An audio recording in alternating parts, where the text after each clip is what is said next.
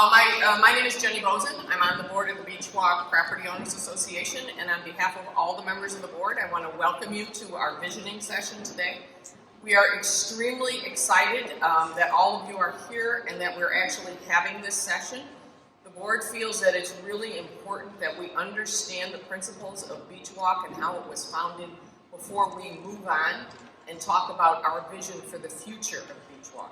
So this today is really going to be more of an education session where we learn about the principles of new urbanism from some very big experts, and then we can take that understanding and move on to do our planning.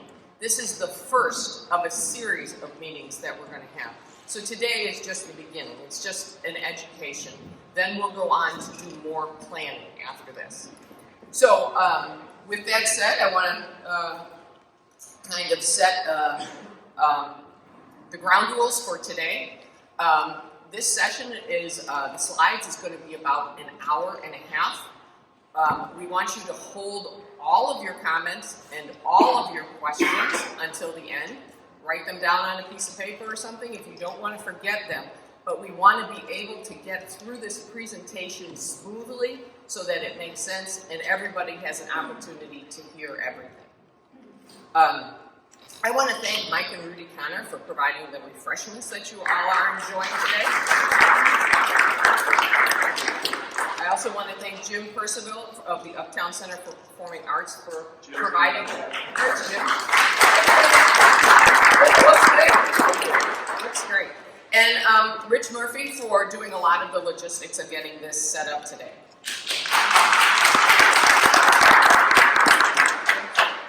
So, today we're going to hear about a couple of things. Our speakers are going to provide a historical overview of urban design movement and the communities that it inspired, including Beachwalk.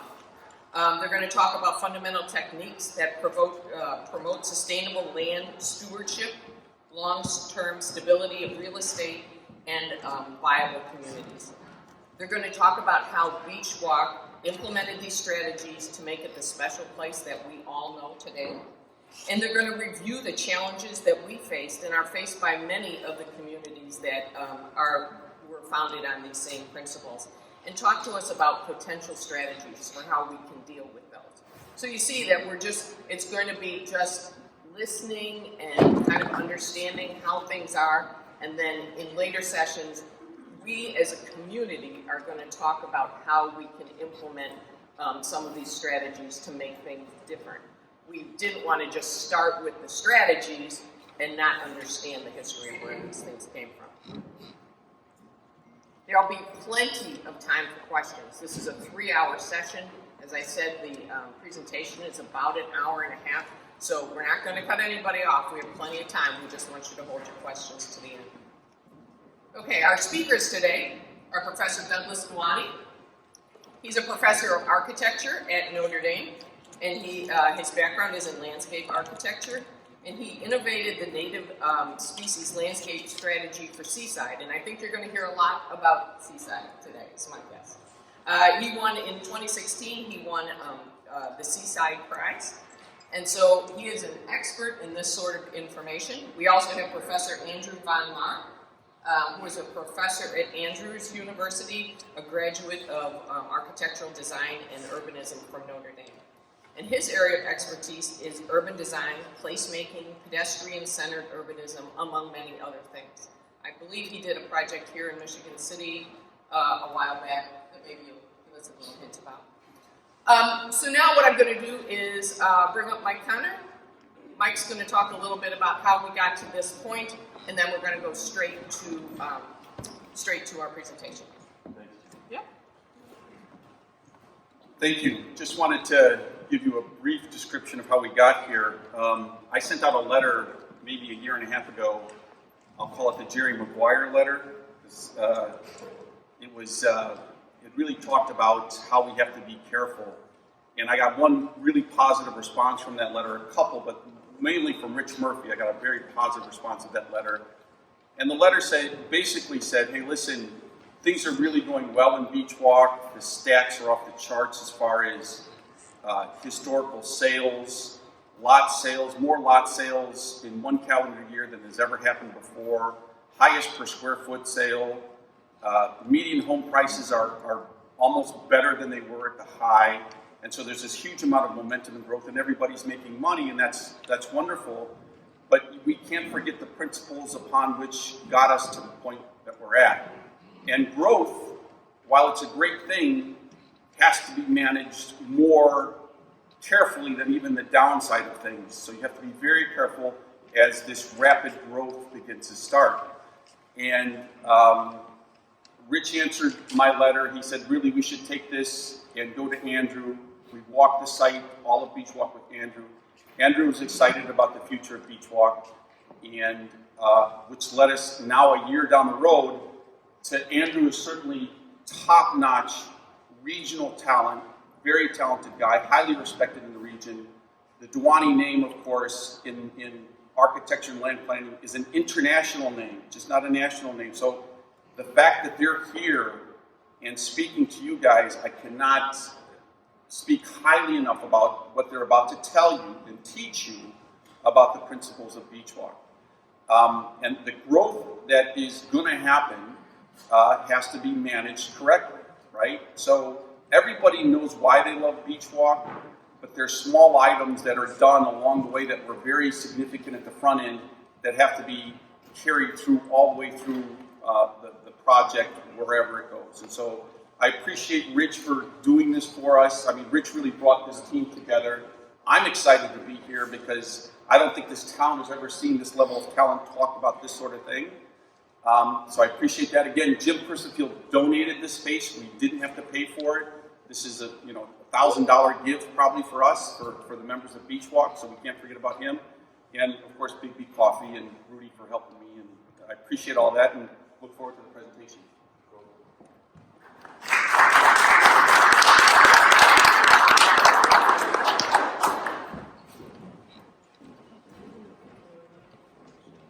So you spoke with so many. Do I need this? Yeah. Yes. Yeah. But he's giving you more length so you can. Well, let me just try. Can everybody hear me? Yeah. No? Okay. So I'll give it a shot. You spoke with such authority that when everybody sat down, I sat down also. I haven't talked in front of an audience for a while, which is sort of interesting because I've been doing private projects. And but I want to. Something occurred to me as I walked on the sidewalk to say, what am I going to say? And I thought, what should somebody who doesn't know your community very well, why should we tell you what to do? And the reality is, at a certain point in my life, a very specific point in my life, I had to check out how many states I had worked in. I had worked in 36 states, and there's a lot of foreign work behind it. And what's remarkable is that you learn how important the view from the outside is, how much one sees if one comes in from the outside. So this is why we're here. Andrew and I are part of a larger generation of, two generations actually, much younger, but a larger mental community of designers that have been trying to repair. Basically, okay, talk about pretension.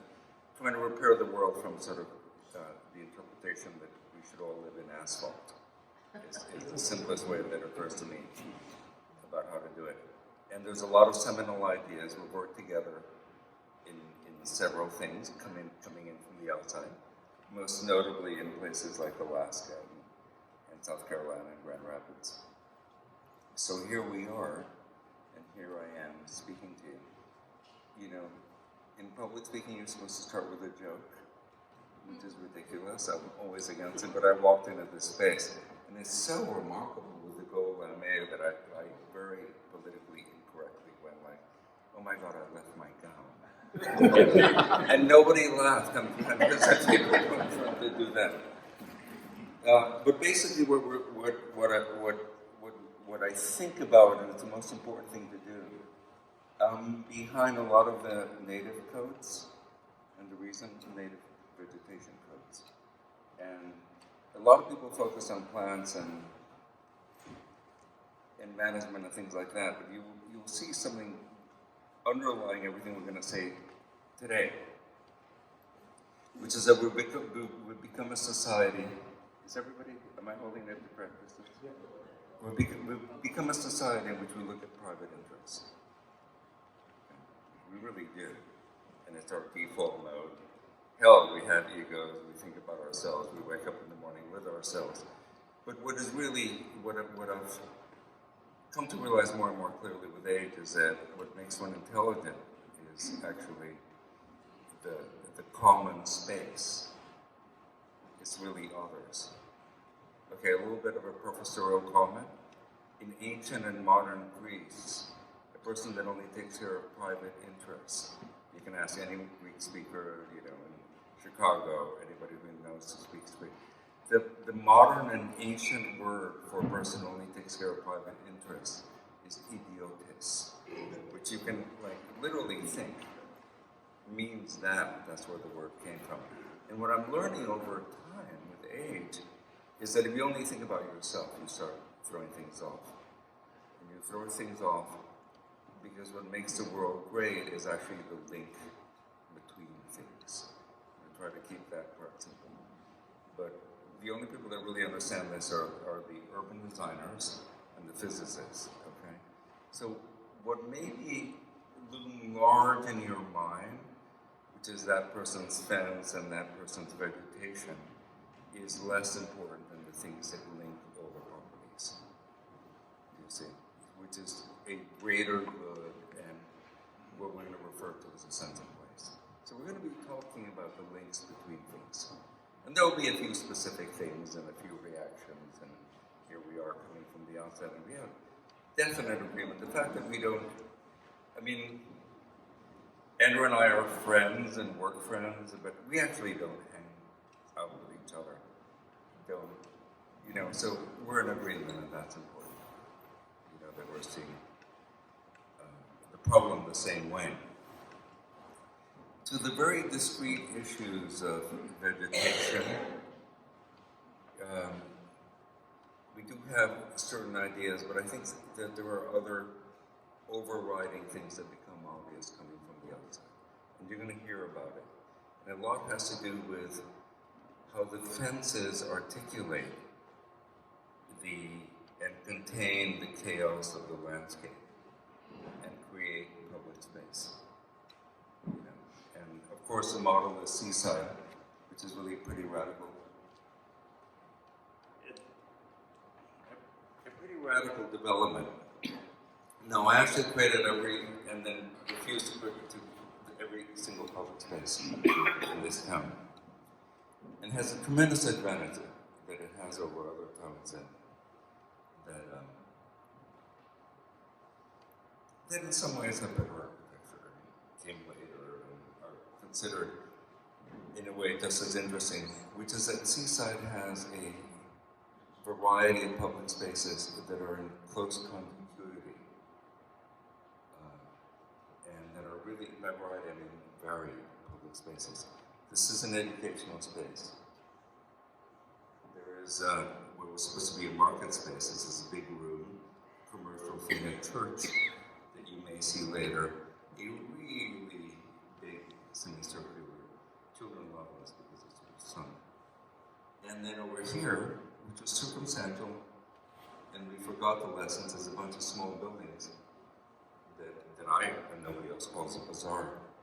And in that space, inside a really large space, is 8 to 11 really small and very varied spaces. And that really powers the town.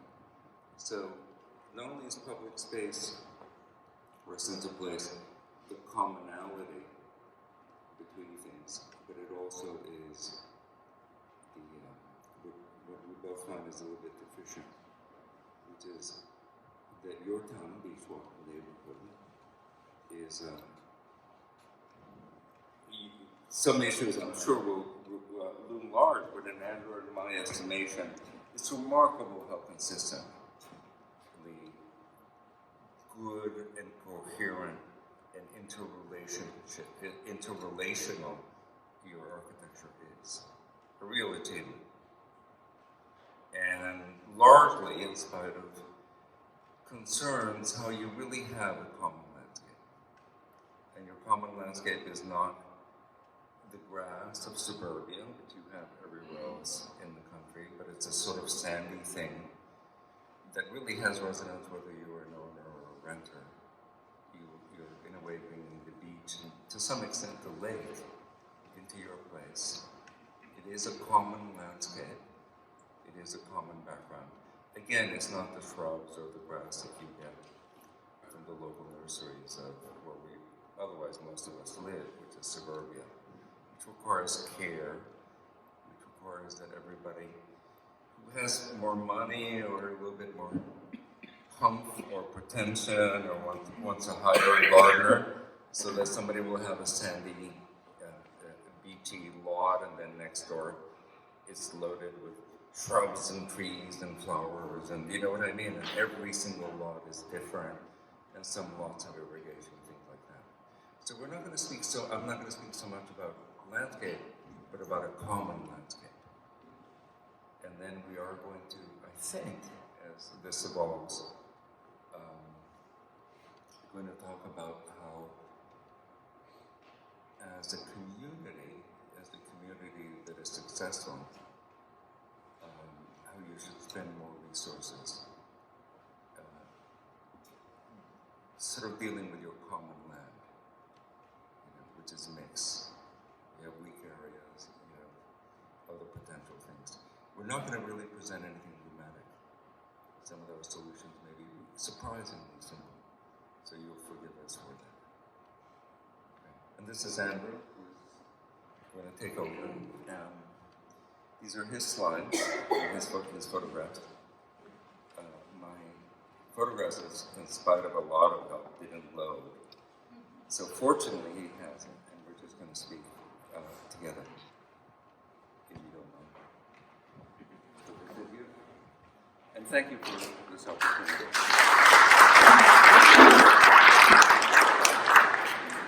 Thank you, Douglas.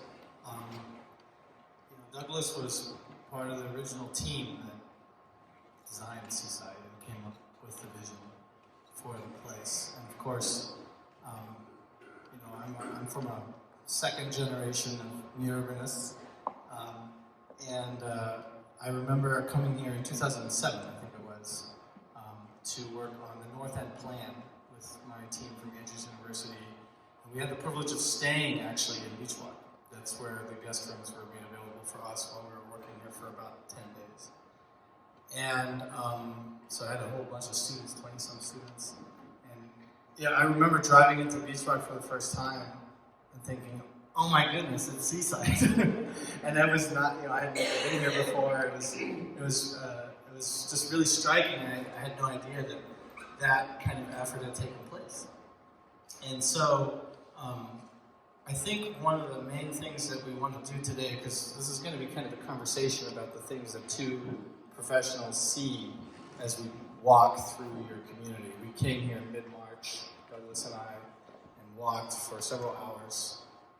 And as you're walking around and seeing the patterns, we want to share with you our observations, is basically what this is. And what we're going to do is, what we've done is we've kind of broken this down into emphasizing 5 major concepts. And we're going to start by introducing those concepts by going through Seaside, which was, I think, obviously a major inspiration for Beachwalk.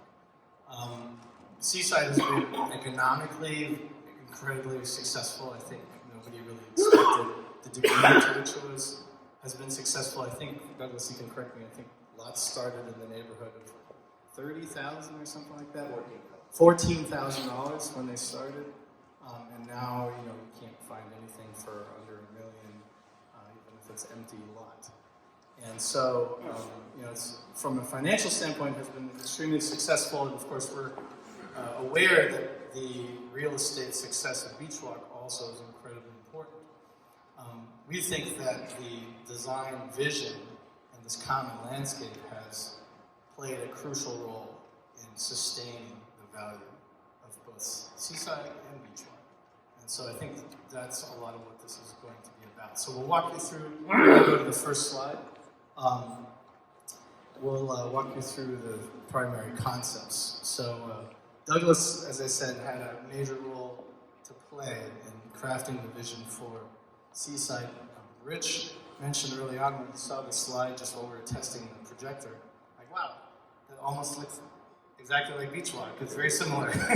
And so let me invite Douglas to tell you a little bit about some of the things that he sees in this image and the vision that they had in putting this together to establish the sense of place at Seaside. I'm going to just mention plants and the fact that they're not incredibly stable.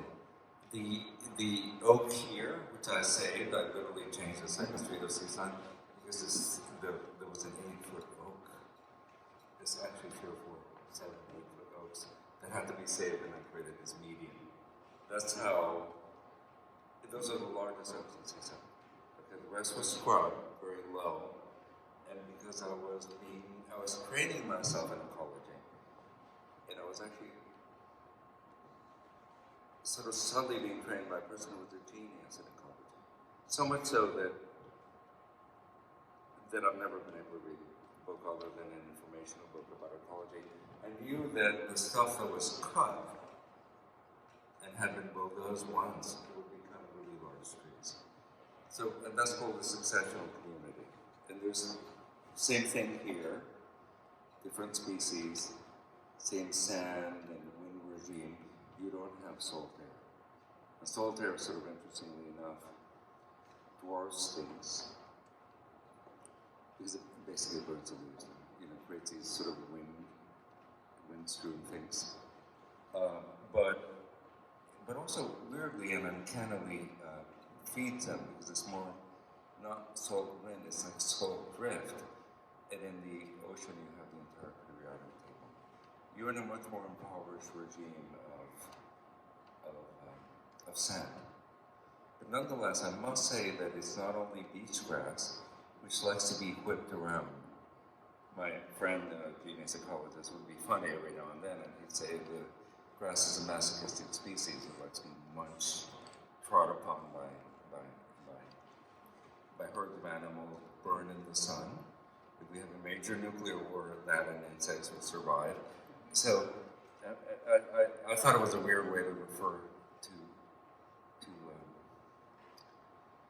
the very large grass family. But you may notice, and I really have to come back, that it's more than beach grasses. That beach grasses are just a ground cover.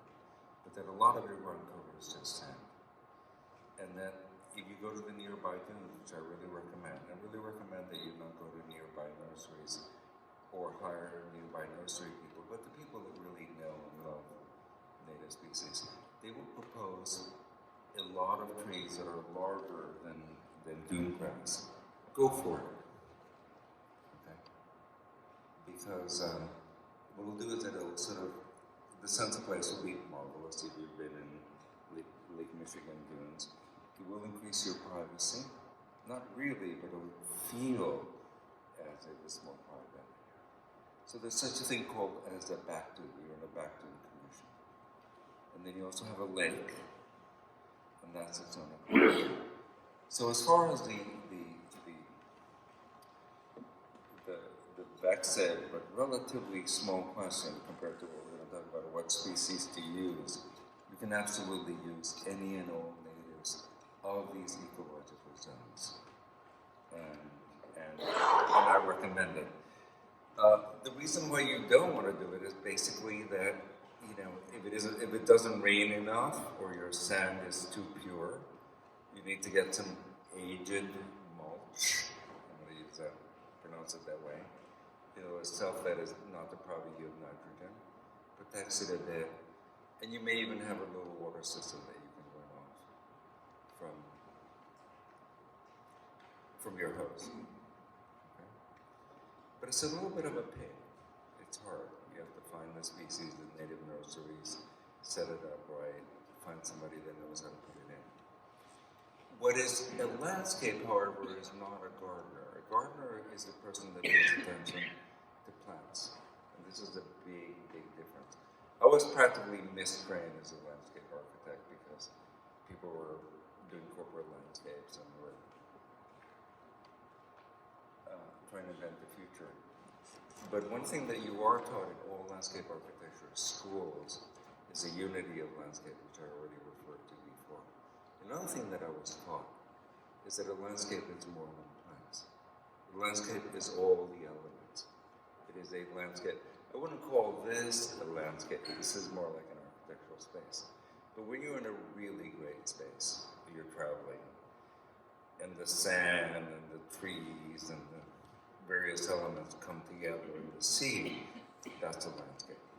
You have a landscape that is coherent and really good of houses, and the vegetation is in pretty good shape and needs improvement. Where we're going to be focusing a lot more is this, which really ties it all together.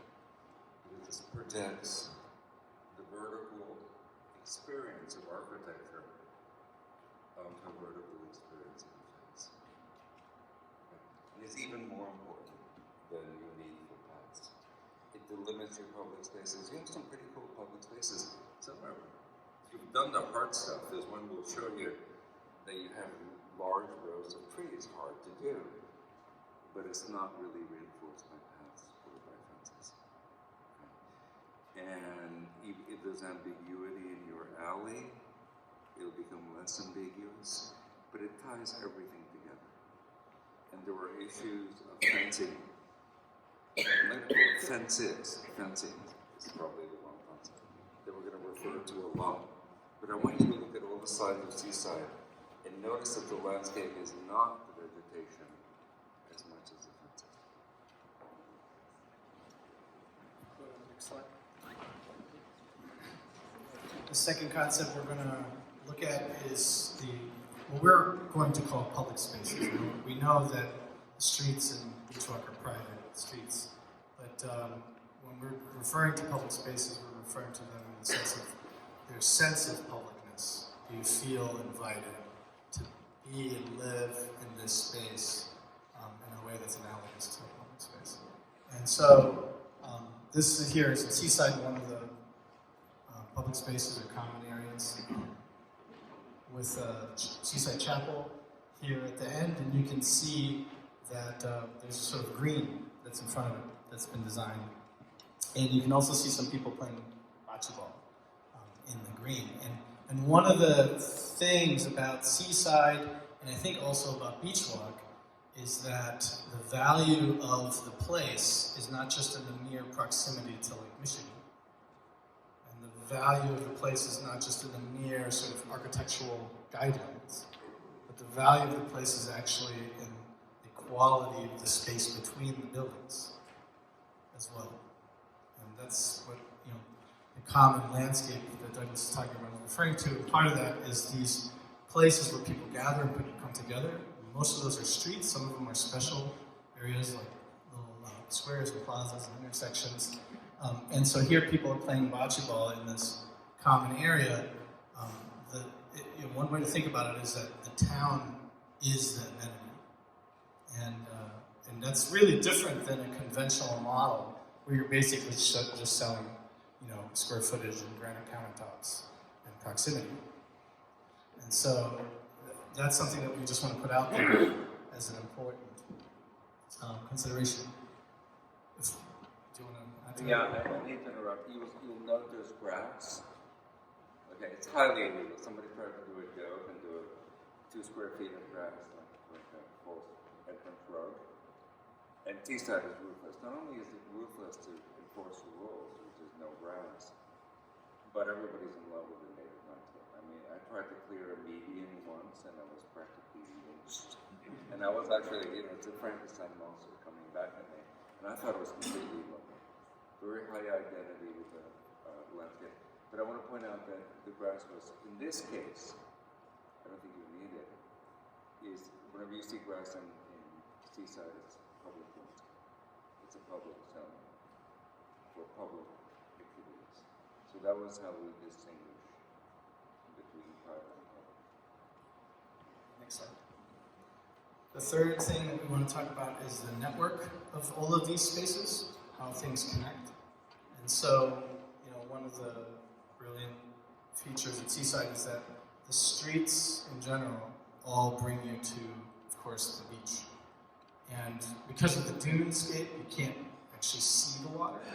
And so you use things like view corridors and architectural elements in order to remind you of where things are that are significant and are of common interest. So, in a sense, you have something similar right now at Beachwalk, where the little entrance into the pier, the dock that goes all the way to the dune, over the dune to the beach, has a particular architectural aesthetic, and it serves as a sort of visual anchor. And so it's not just a network in terms of things being physically connected, but also visually connected and experientially connected. And especially from a human pedestrian perspective. So that you can navigate, and anytime you step outside of your house, even onto your porch, you feel connected to the beach. And so you are at the beach even though you're not at the beach, because that common landscape has been brought in and is connected. So about relation, something occurred to me this morning. I remember reading a few days ago in your code saying that the picket fences should be varied, and it is, I believe, I have to be corrected, that they should be varied within a block, right? Is that every block should, it was just a small detail. In Seaside they were varied, you can see it. It was claimed by my brother that it was done so that people could expend creativity there and not in their houses, so the houses wouldn't become weird, which is sort of a cute way to look at it. But what really you're looking at paradise, you're looking at a relationship. The same way that we're all human and have twice, etc., or that even the commercial buildings of this street, with the churches being special, relate to each other in terms of height and disposition to the sidewalk. There are common elements. And when you really want to harmonize, you don't want to repeat. Repetition is the default zone of an industrial culture. Everything is exactly the same. And then on the other hand, we have this other equally weird idea of everything has to call attention to itself and be very individual. So the idea behind the fence code is that you had the same system but a natural variability. And that's what really you want to be aiming for in everything. It's a principle, it isn't just the fences. It's a principle that you've been very successful in. The only thing I would say is that if your code says that it's by block, that's false. People don't walk through blocks. A block is something that planners dangerously do. It's something that you can only see in plan. If you're in a street, the next street on the other side of the block could be the other side of the earth, at least in the city. You know what I mean? So the variability between fences should be in a street block. And that's about, believe it or not, I'm not going to predict that, but that may be the only, that's how good your code is. That I'm literally niggling over a relatively small detail. It's an impressive code. I'm not entirely sure how these cats got it together so well. But they did well. No, that's by way of praise, and I'm sure that has implications. But there are other things that have not worked well. Fences and other stuff. Like the public spaces is basically what we're saying. But I did want to just note the fence variability.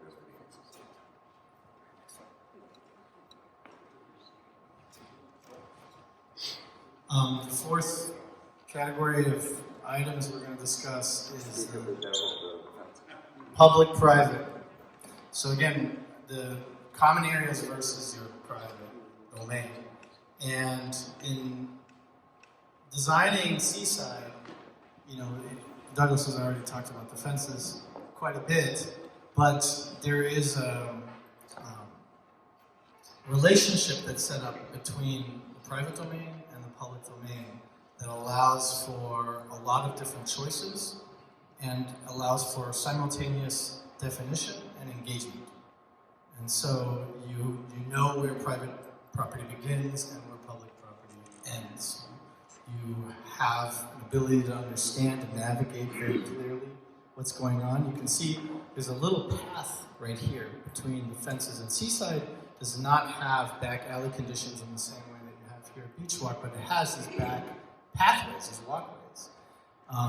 And one of the reasons that they work really well, and they actually are very heavily used, especially by children, just people trying to cut through the neighborhood, is that you can clearly understand it as a space that you're allowed to be in because it's been defined.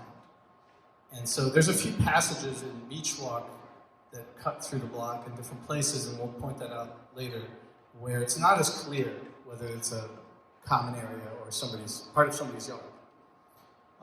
And so there's also this relationship, of course, between the front of the building and the space itself.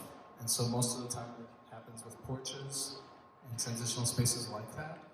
And so setting up a consistent relationship between public and private, where private fronts onto public rather than backs up onto it, is a really essential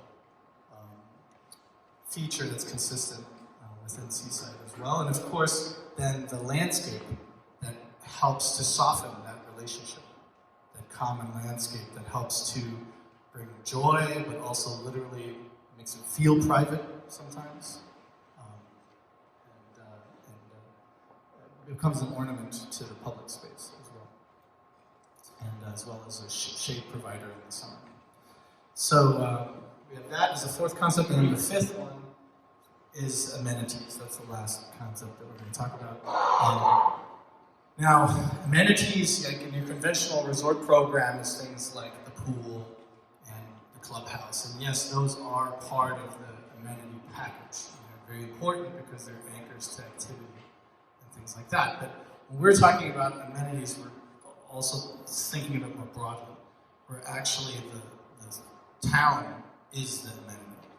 The common spaces between buildings are really the amenity, the quality of the streets that invite you to walk, with your family, just for a walk, because it's a nice walk, because of the quality of that space. Or to gather in some kind of informal way, whether it's as kids or as neighbors.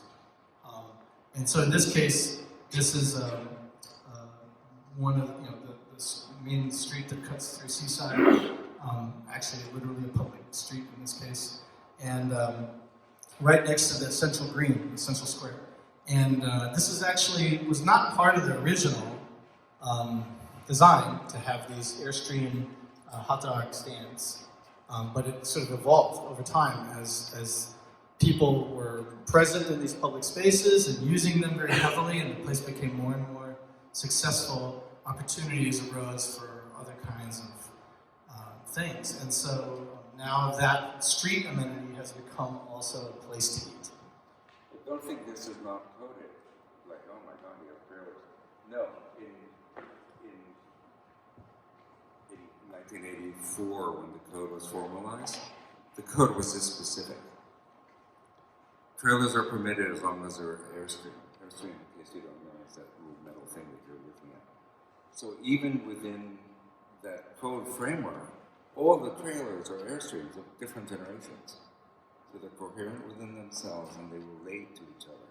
It isn't like, wait, I bought a trailer and why can't I bring it in? And then other intelligent things were done is, people who've gone to Italy know that, clothes feel well when they're dried in the sun, which is harder to do in Michigan, actually. So in the code, it actually says you can hang clothes outside behind your house, which is the opposite of what normal. So I'm just saying this is a coded environment.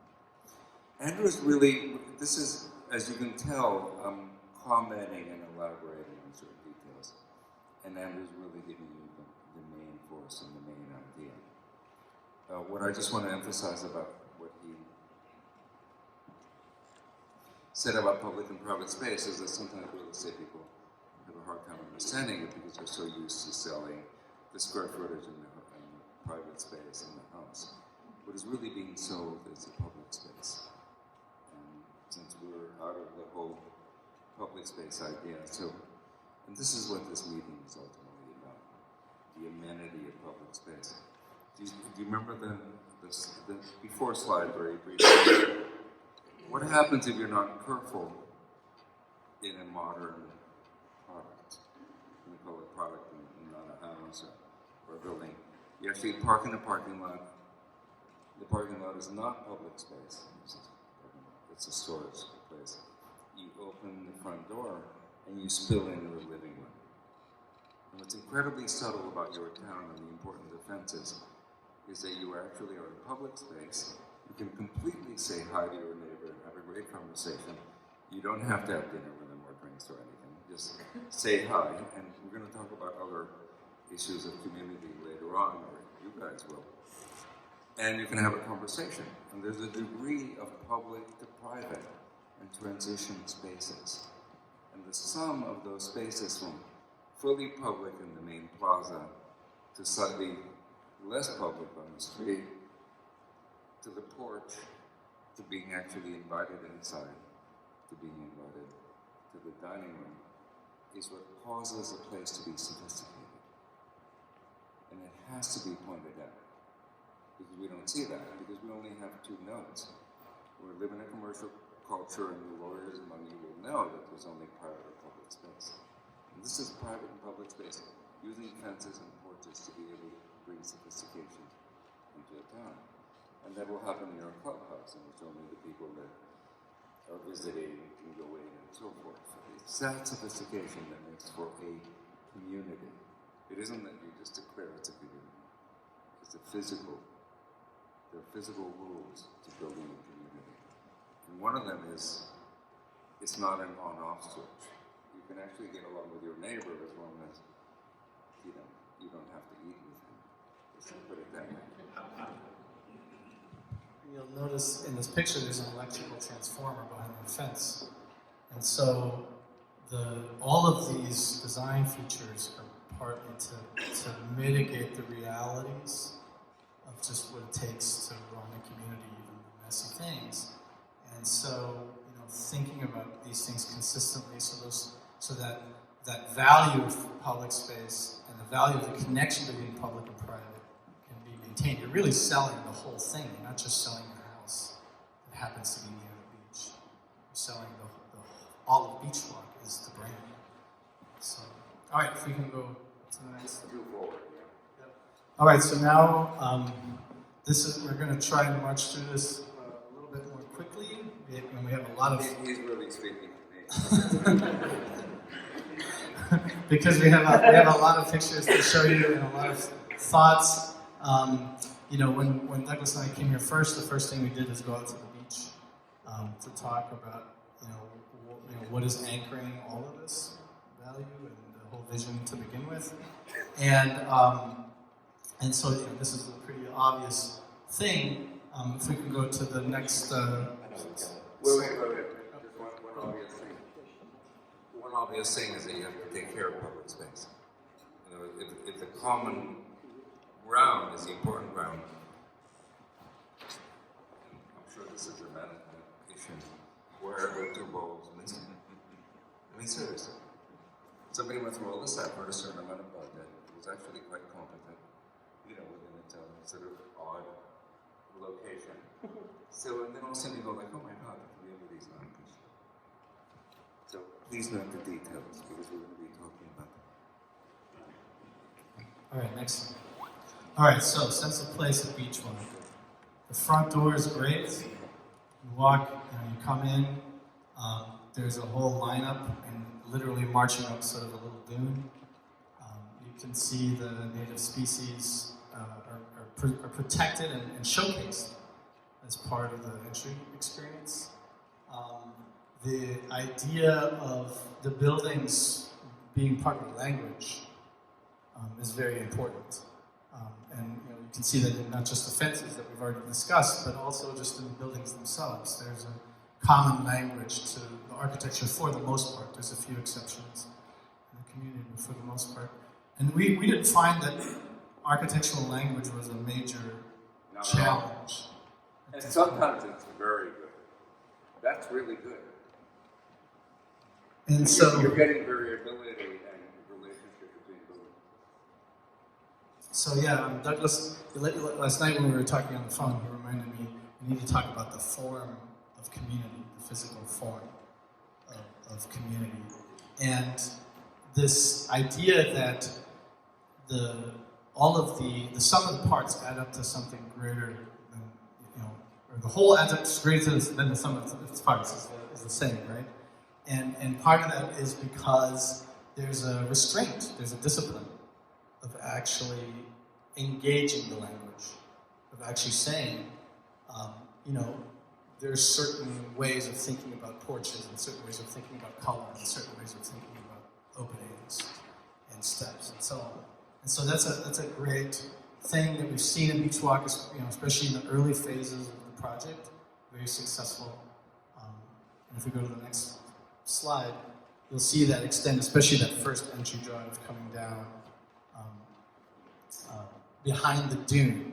And so, Douglas has already touched on this quite a bit, but this is a very particular kind of landscape to be behind the dune as opposed to another in the front of the dune. And what that means is that there's a greater variety of species that can thrive here and should be probably encouraged. But it is a certain kind of variety.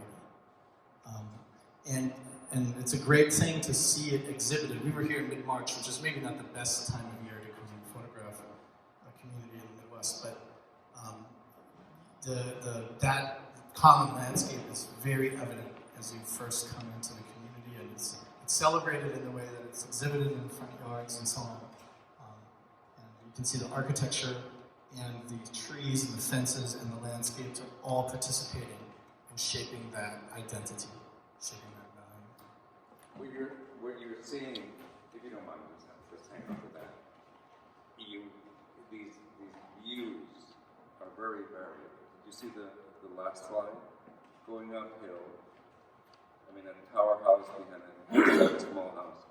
Your main avenue being very disciplined. Then there's a lot of streets, not all of them, but a lot of streets that are really pretty picturesque and pretty cool, and slight curves that come in. So what we're really saying is that you're very much on track. There's just some attention to detail that you need to do. But it's amazing that you've gotten the hard things done well.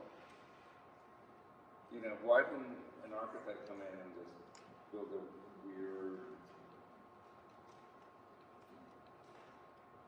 inappropriate house? It's really quite common. You have this language, you have a code, you found the architects, you mainly did the right thing. And it shows. And all you have to do is bring that. I'm talking about the private world, or the public world. All you have to do is bring it out. With fences and a bit of period landscape. So, as we move to the more recent parts of the project, the neighborhood, you start to see that consistent approach disappear, or it's not as evident.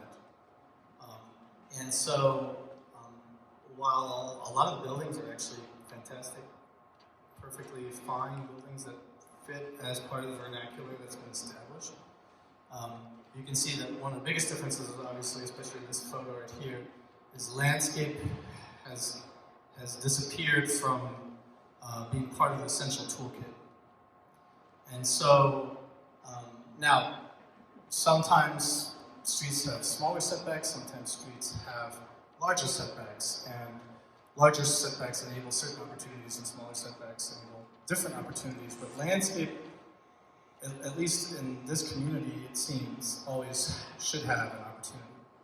And so that's a question to put out there is, does the image of that common landscape and that brand and that value, does that start to erode if landscape is not prioritized anymore? And Douglas, in reviewing the guidelines that you have, found that the guidelines were adequate, so it's possibly just a matter of enforcement, a matter of actually follow through. In the same way that you have variability in streets, you do need variability in treatment. What we're looking here is parking dominating a bit. So how does one make this a better edge? Is the question. And it's really specific to that street. And how can you put landscape if you have barely any yard? Well, a tree is vertical. And to a remarkable extent, it's a vertical tree. So you can actually get I can show you those, I promise you. It's not like the thin column or the fat column. It's not bushes. It's not the quantity of grass that you put in. You know. But I really wonder whether there isn't a way to have the relationship deeper and cars entering behind occasional fences and things like that. And that is a street by street thing. The same way that your streets are, thank God, quite varied. I think they may need very subtle individual treatments. So that the experience I described earlier, where you step out of your house and you feel like you're in the beach landscape, that's the thing that we're missing here in that view. All right, if we can take it to the next one. Really critical is the views of the dunes beyond.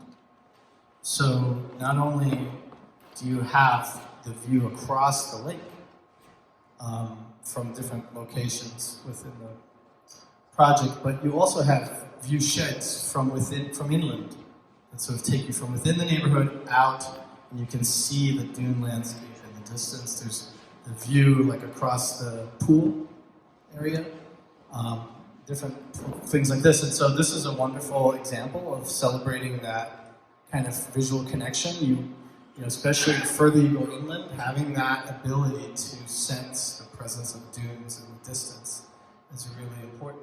And preserving those view sheds is really key. You know, even the heights of fences, making sure that you don't unintentionally hide views because maybe the fence is suddenly got taller than what guidelines really ask for. It's something that's important to keep in mind. Can we go to the next slide? And so the sense of place with this common landscape, it begs us to think in certain ways about how to sit on the land.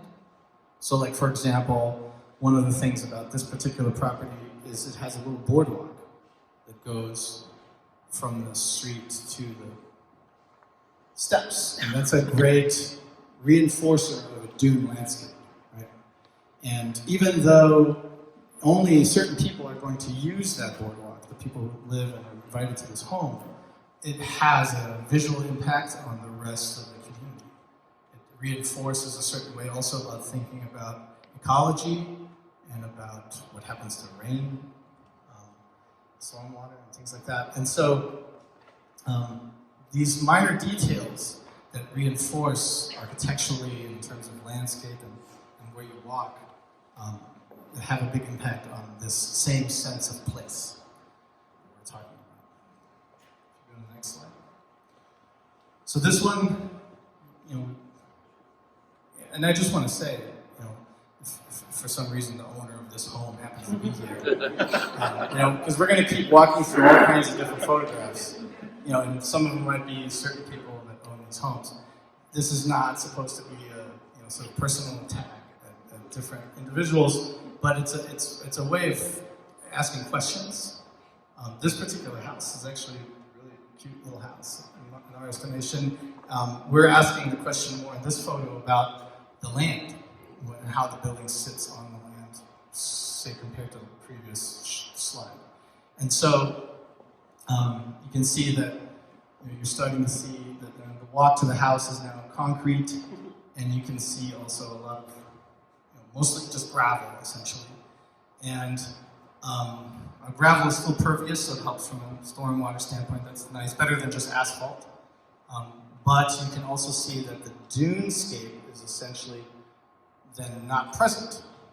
And so now when you have one property like this in a block or in a neighborhood, usually, neighborhoods are, traditional neighborhoods and urbanist neighborhoods are pretty resilient. They can take a handful of special cases.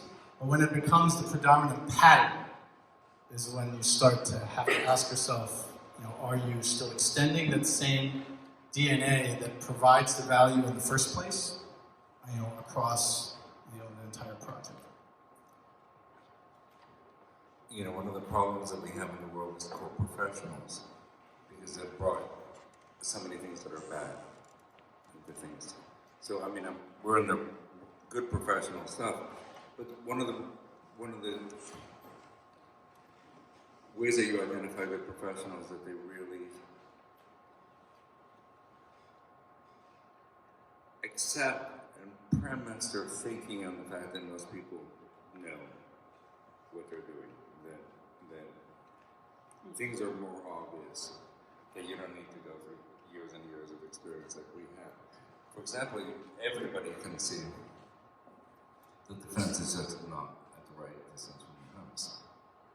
And a lot of you can probably you can identify, you may be able to come up with a solution. So there are individual things that have to be thought about.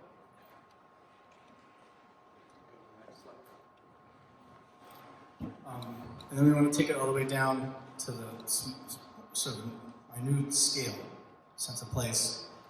You can see here also the gravel predominating in the front yard, which probably would have had plenty of space for the dunescape or some kind of native species.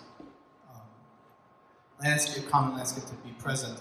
But the signage is a really important aspect of this, especially if you are dealing with traffic and managing traffic and vehicles. So, you know, your original street signs that have the names of the streets, I think are a great starting point for how to think about the character of signage being distinct for this project. And you know, one has to ask the question, why in a neighborhood that is designed for families to be present in the street in the summer, why do we need signage designed for 45 miles an hour? And is there a way to think differently about the signage in terms of the way it's designed, the character, the size, materials, and is it even necessary to have certain signs? Like this one here in particular. Is it necessary to manage traffic as efficiently as a traffic engineer might have to manage, you know, a U.S. highway?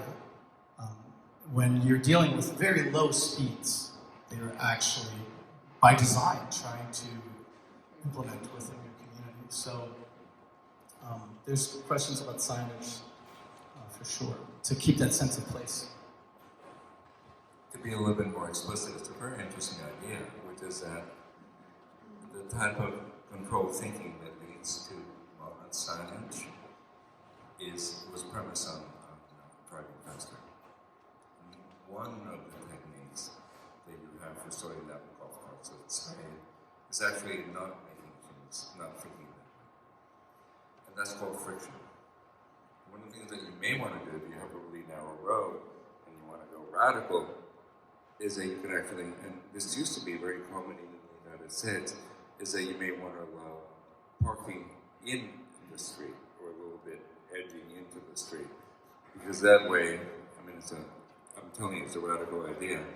You may get a sort of complex way of winding your way behind cars. It may not be your idea of beauty, but it really is a traffic calming thing. So things being smooth and open lead to high speed. There are other techniques if you don't want cars sort of doing the door or golf carts controlling themselves, but it's a very interesting idea to try to make things very efficient and speed things up. Go ahead, next slide. So public space, the second item, this entry drive coming from the main road there is a great starting point for this discussion because, you know, even in your own vision statement, or at least the developer's vision statement in the initial project, this idea of the street scene being all important, and especially specifically refers to the street as an outdoor room, is a really key component to this. And so you can see here that outdoor room is very present. But that outdoor room doesn't just happen on accident. It exists because somebody decided to have fences in a certain location and have trees in a certain location, and to think about where the building faces are, and so on. And the quality of that outdoor room has to do with the proportions of things and the dimensions and whether you let landscape go in front of the fence or not, and so on. And so, we're interested in encouraging you all to preserve that vision for common space, for public space. But that also means that the details really matter. And so we'll go forward and look at some details here. So Douglas already has talked about the fences and how all important really the fences are, especially in a softer urban environment where you have more landscape and setbacks and the desire for landscape to be present. The fences really help regulate that public space visually. And we found really beautiful examples all over the neighborhood. And obviously that was one of the big carryovers from the Seaside inspiration. And so seeing that continued and not losing sight of that is going to be very critical moving forward in our estimation. That the fences and the quality of the fences, the design, and even just their presence is not dropped.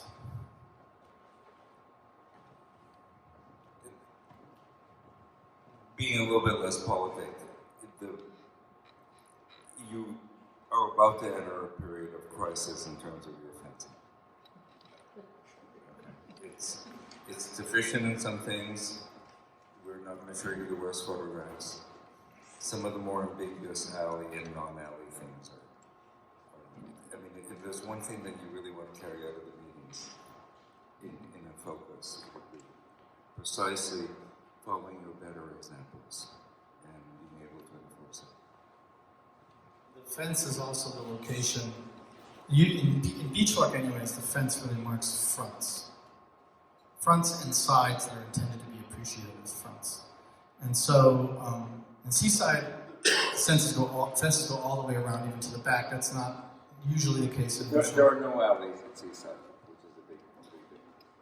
But the presence of fronts really is also obviously very large significance when you're talking about this outdoor room idea. That present, especially in the summers when you have life on the screen porches and in the different places, you want to feel like you're being faced. That's part of the quality of that public space, that you're not hanging around behind somebody's home, but that you're actually in the front. All right, so if we go to the next slide. So this is an example of where we start seeing a lot of confusion about those issues.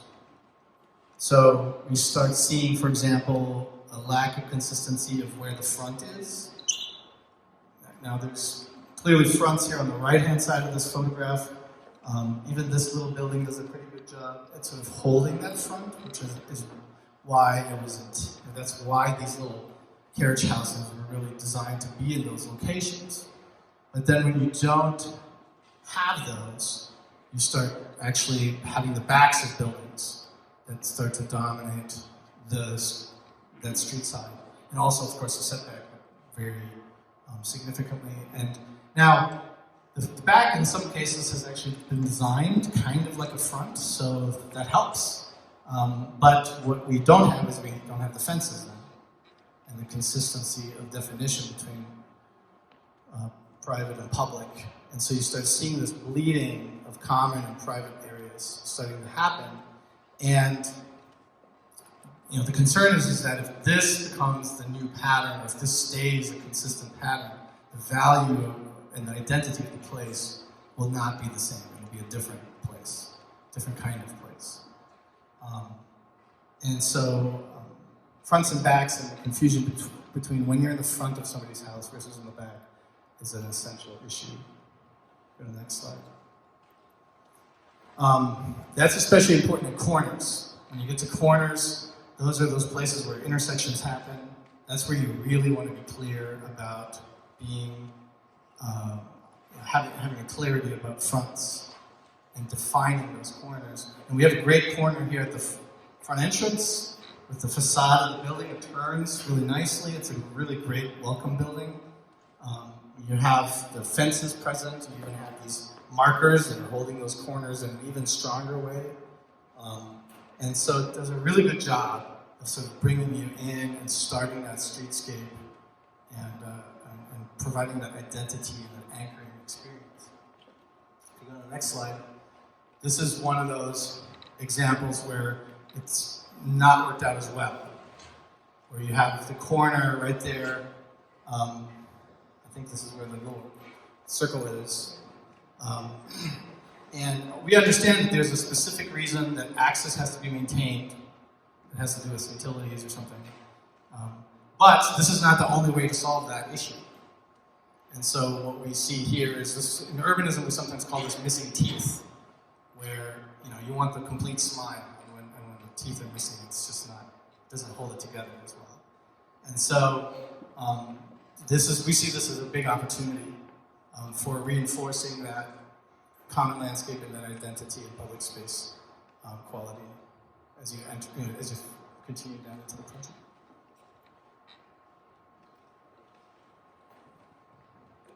There's some ambiguity at front and back. Don't be surprised.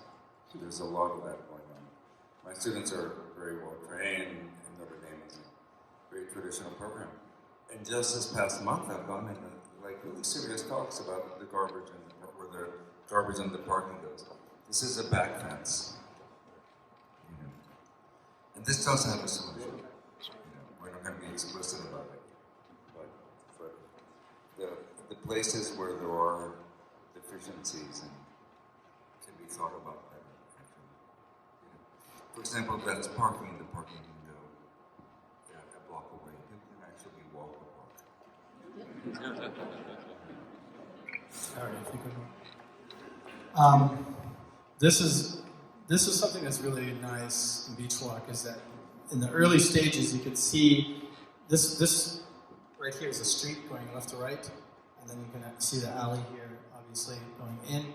And one of the small techniques that makes a huge difference is bringing those fences to the corner of the alley.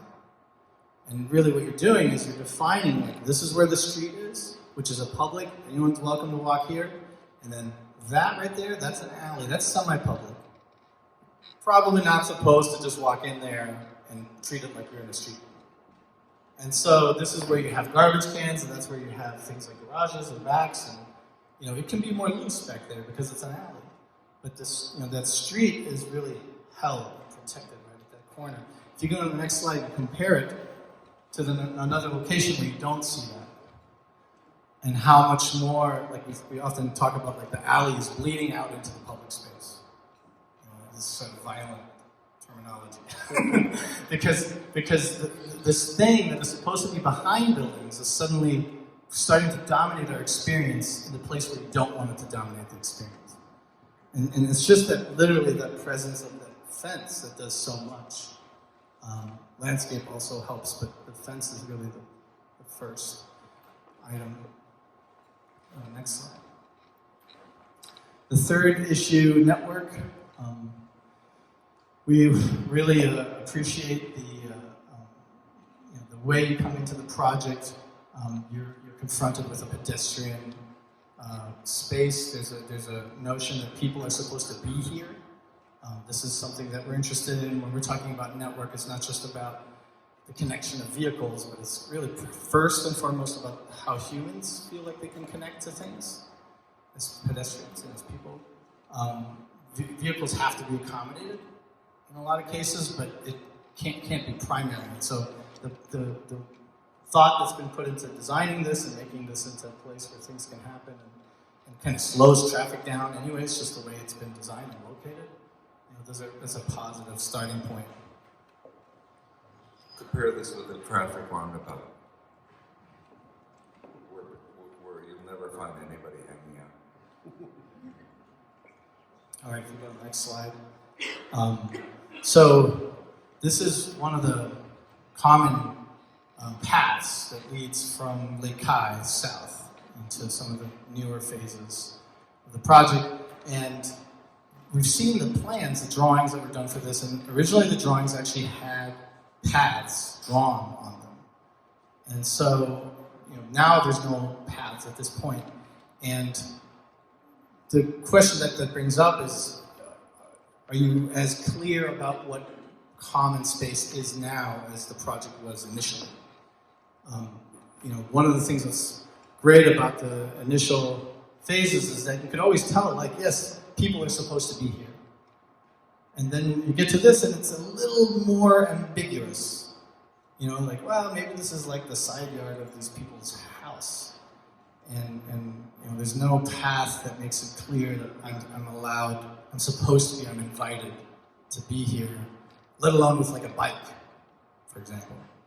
And so that's something that I think is an important. Path, I won't mention fences because I think you've heard it once too many. Notice how the architects and the code got it right. This is a public way, and they're facing it correctly. And it's a tighter one than the front setback. But again and again, the architecture is getting it right. What we're really asking you to focus is on relatively minor stuff.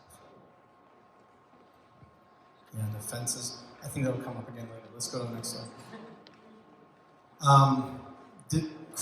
We just talked about the alley entrances. This notion of having clarity in your mind about what kind of environment you're in. So, for example, are you in a street or are you in an alley? So you can see the street here, this is going left to right. The houses are facing the street. There's a fence that's defining the street. There's tree lines that have been planted more consistently along the street. And then when you get to the alley, you see the sides of houses, you see backs of garages, you see garbage, less fences. It's more informal. So there's, in the initial stages of the project, very, pretty clear in most cases about when you're in a street and when you're in an alley. If you go to the next slide, you run into a situation in some of the newer phases of the project where it becomes less clear whether you're in a street or an alley. It's kind of both now. And so this is one of the things that is changing the patterns of that common landscape as we're moving south and around Lake Kai. And you see that the fences now no longer have the primary responsibility of defining public and private, but actually are starting to do other things and take on different roles. And even though they are nice-looking fences, have a different job than previously in terms of defining space. All right, go to the next slide. I think it's time to mention the garbage because this is very much within the background thing. Could you go back to another one? Note that this is parking and that's why there's a back. This is a space of society. Actually, children are playing in alleys. I'm not saying that it isn't a gathering place or sort of a fun and formal space, but it's different, and we're losing that. But imagine this in your mind with fencing enclosures for the garbage, thrust up into a certain point with parking between and parking hidden, and it being 4 feet high. It's not this landscape, it's another landscape, but it also has a certain discipline. Yeah, we'll talk about garbage a little bit more later. One more, yep. Regarding the network, I think one of the basic things that needs to be discussed, that's probably one of the most critical things to have clarity on, is the consequences of limited access. So I understand initially there was a concept to have at least 2 access points for vehicles from the Lake Michigan side, around Lake Kai, essentially. And things have changed because of history. And so we have this great entrance, but it's really the only entrance. And you can approach from the south, but that's a totally different kind of thing. And so it's a limited access environment when it comes to vehicles, especially vehicles. And so because of that, if you go to the next slide, just kind of looking at this, that's one of the first things we as urbanists do when we're invited to talk or look at a project. We look at, well, how does it connect to everything else? And so we can see that it connects to the lake. We can see that it connects to Lake Michigan. But we can also see that it, in many ways, deliberately does not connect to other neighborhoods around it. There is, of course, an access point to the south now, but because of different historical reasons, this previously planned development is now taking place. And so, from our estimation, because of that limited access, this is a project that should be considered as being limited in terms of development.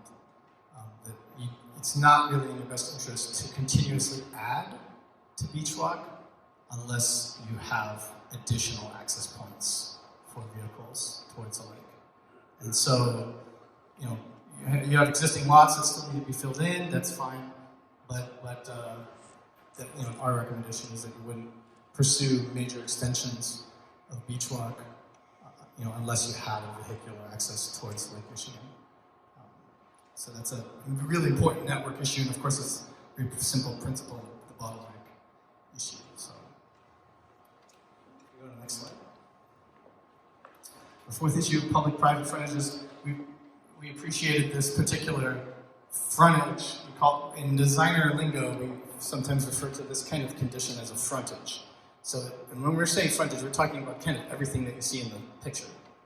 Everything from the way that the house fronts the street to the way that, like, the little deck that's there, you can see the railings is there, to the way that the fence is designed, to the way that the landscape is here, to the way that the tree is there, to the way that the sidewalk is there. This whole thing is a frontage. It's a way of describing urban behavior of buildings and all of the artifacts. And so we appreciate the fact that very creatively this is like a wave, right? Like, now, if every single fence in Beachwalk looked like this, it maybe become a little much. but what's great about this is that you have the individuality between all the different fences, and this is a unique one. Brings the beach sort of mentally into the street. The natives, the dune grasses are here. You have even the color of the building, sort of evokes that. And so, we're interested in, and we appreciate seeing the many examples throughout Beachwalk that do this well, this frontage condition. If we can go to the next slide. We see that for the most part, along Lake Kai, there was a vision and has been implemented in many cases to have that kind of frontage even towards the water. Now, from our standpoint, Lake Kai is a major amenity opportunity that needs to be recovered in certain ways, and that needs to be fronted so that it's understood to be of common value to the entire community, so that it doesn't appear to be a lake that is private behind people's homes, but that it's something that you can engage if you are in Beachwalk. Anybody can go there and feel like this is theirs also. And so the fence, again, is really important in the way that the building fronts, onto the lake is really important. We were there and we were talking about the width of the boardwalk and maybe whether it could be wider. We were talking about, of course, some of the invasives that were blocking the views and things like that. So there's some minor or some improvements that might want to be considered to make that more clear again, that relationship. But if you go to the next slide, you can see that there's also some properties where that frontage relationship no longer exists in exactly the same way. And you start to see a bleeding between what's common and public and the private. Now, you might say, well, that doesn't seem like a very big deal. It's just an offense. Well, if you put yourself in the position of a visitor, and let's say there's a house party happening in the backyard of these people's homes, now you're suddenly feeling that you're invading their private party because there's no fence. And so it really does change the relationship between how you perceive space, the absence of that fence there. It's striking that, the amenities, particularly public and landscape amenities and community areas, you do have the pool facing Lake Kai, but not in a particularly privileged position. You turn the corner and instead of a work area, it is facing this remarkable lake. And I think things looking at good town design, something pretty great should happen every 2 blocks. And I'm not kidding. When I'm saying 2 blocks is not an arbitrary dimension. And pretty remarkable things are happening, or could potentially happen every 2 blocks. And the strongest is the link. This incredible center and the views, a lot of it partly preserved and underused. For example, it just occurs to me right now that to the question of fence and narrow boardwalk, if part of it can be a dock that goes out, you can actually go out and experience and fish in a remarkable way, So there's it's not only connectivity, but access. What happened after the Second Award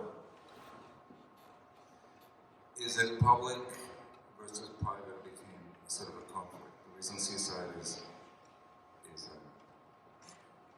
the wrong way to say it, because it's very gentrified, is the reason why the back lots in Seaside are incredibly expensive, almost as expensive as the front lots, is the connectivity to the public is so incredibly strong. What actually happened after the war is that if you had a golf course, a lake, or a common good, which is what we're looking at, it was privatized, because that land could be sold for a lot more. The next swing was a lot less expensive. And it never made economic sense. And then you go like, well, is it private or is it public? Does it bear? Well, normally what you have is that you have a public right-of-way that doesn't interfere too much with your own privacy. What's weird about this is that this is a front, and that means that to some extent the back faces the main street. And that has to be thought about and dealt with. And the simplest way is the right fencing and the right conditions and the right access. But there was money also spent. You see it parking a little bit. Money has been spent to access the lake, and I include the pool, by the way. But it hasn't been wholly successful. Yeah, this is that space I think Douglas was referring to. So this is a really great example of a common path that's not, it's impossible to understand this as a common path if you don't know that it's a common path. So like the only way that you could tell that it was a common path if there was a sign that said, common path or something like that. And so, it looks like a path in the side yard of this person's home. And the issue has to do with, of course, the fence or any kind of other definition missing in this particular location. Next slide. This is a site that we were made aware of during our walk. There was some consideration of putting a little gazebo or something, maybe a path or something. This is an interesting conversation that's exactly about the same thing. It's about, will this ever be understood to be a common area? Will you feel comfortable being there even if you did put the gazebo there?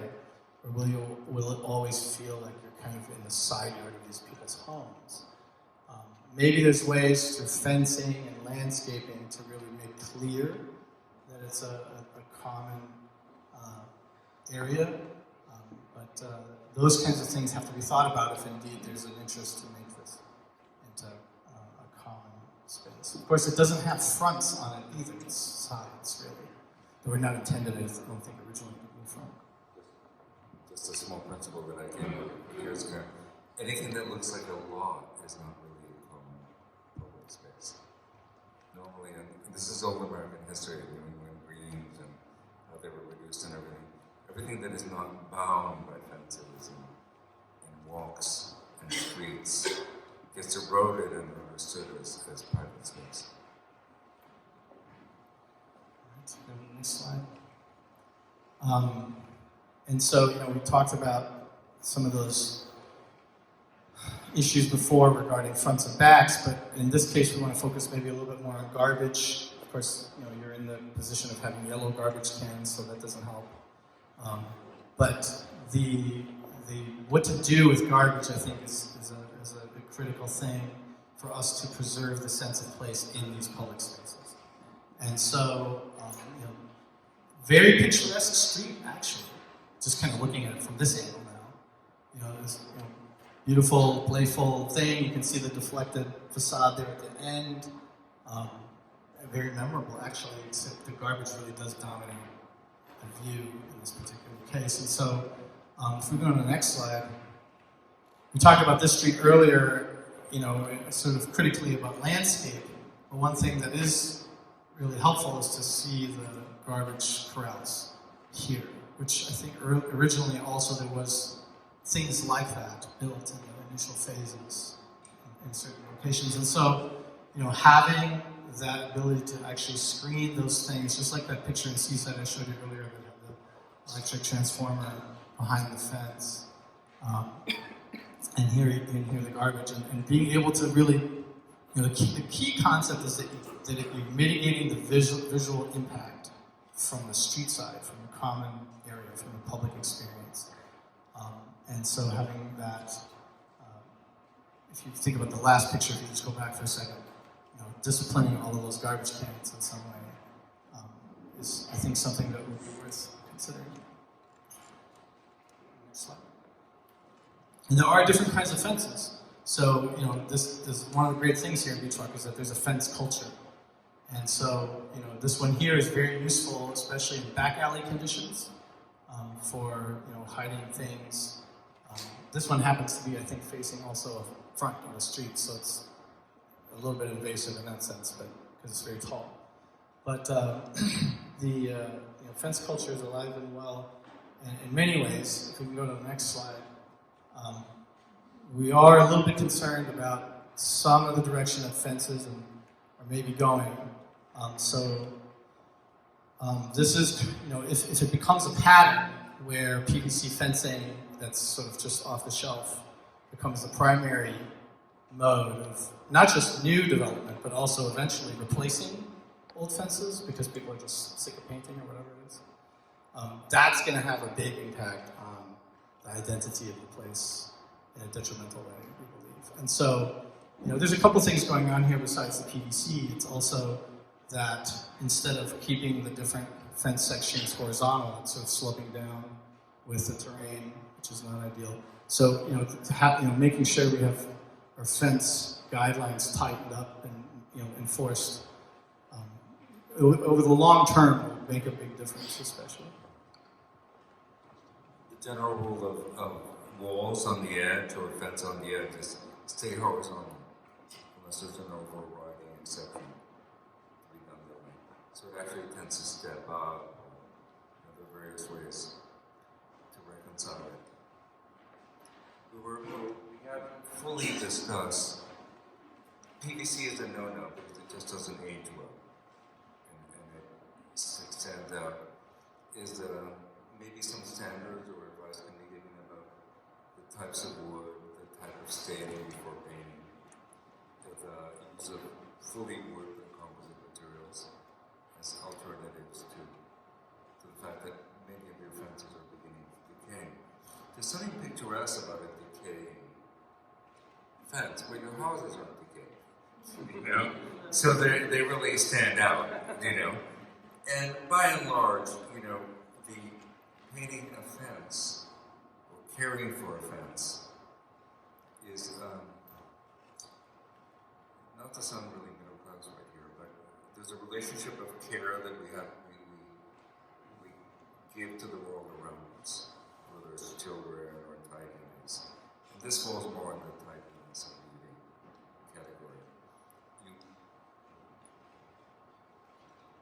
You enforce the fencing rules because you actually have a relationship of care to your public environment.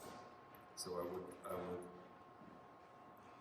use that very philosophical relationship of care to the rationale for the fence.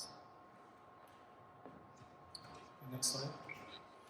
And then the last topic is amenities. Of course, the amenities add value to the place. So, the primary amenity, of course, is Lake Michigan and the beach. And so it's nice to see that, beautiful boardwalk has been provided, and then everything leads to that.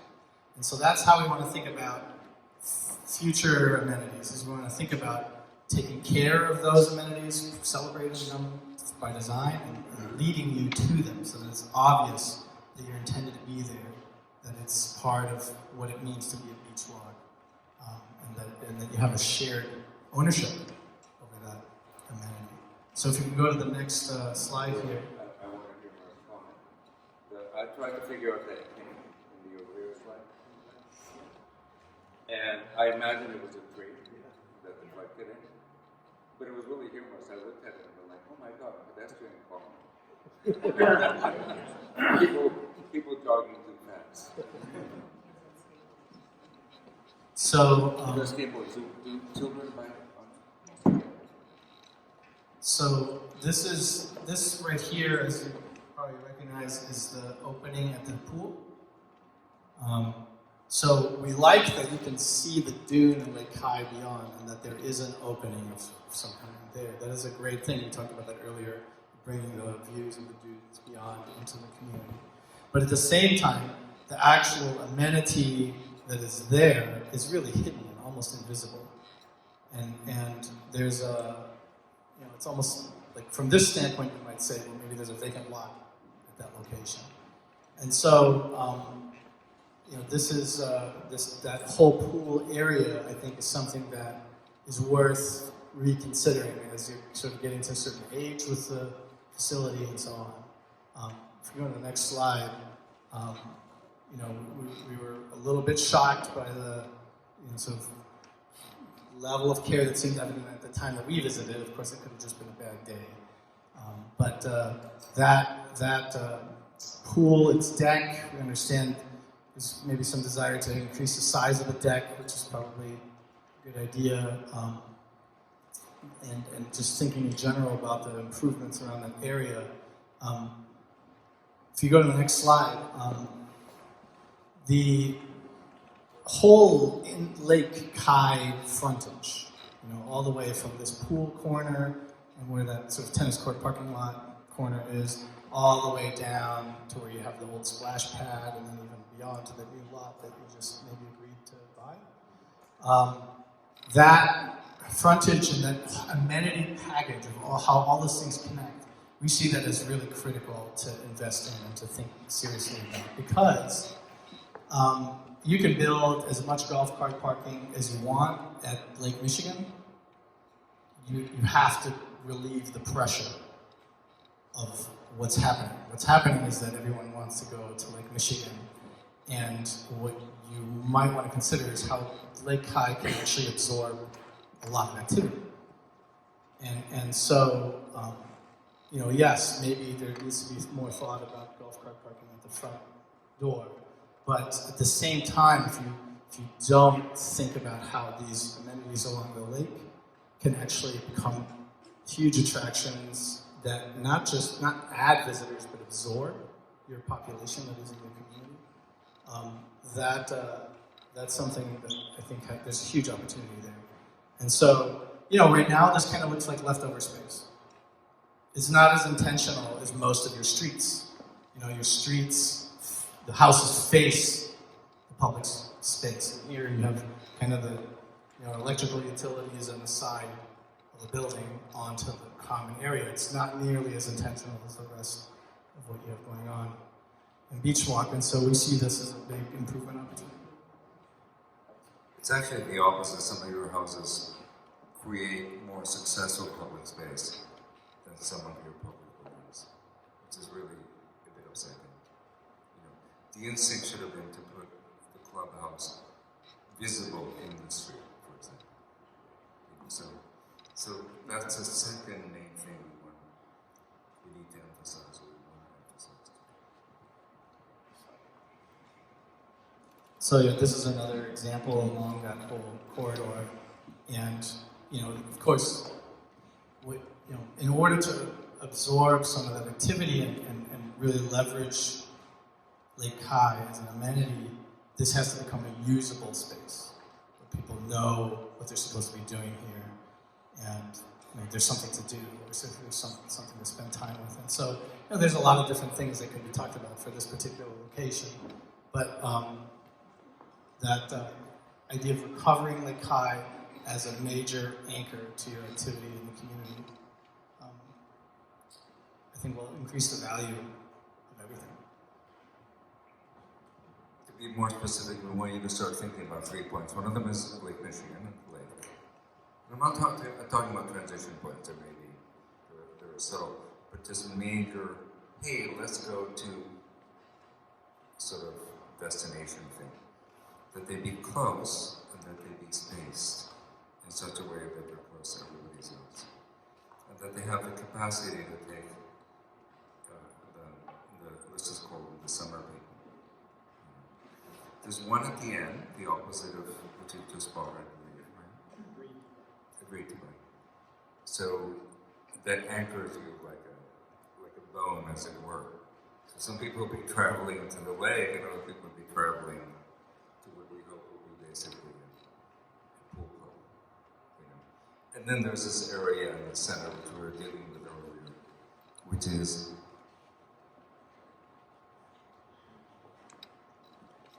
underused corner as you take us close to the pool. That's beautiful, it's extraordinary.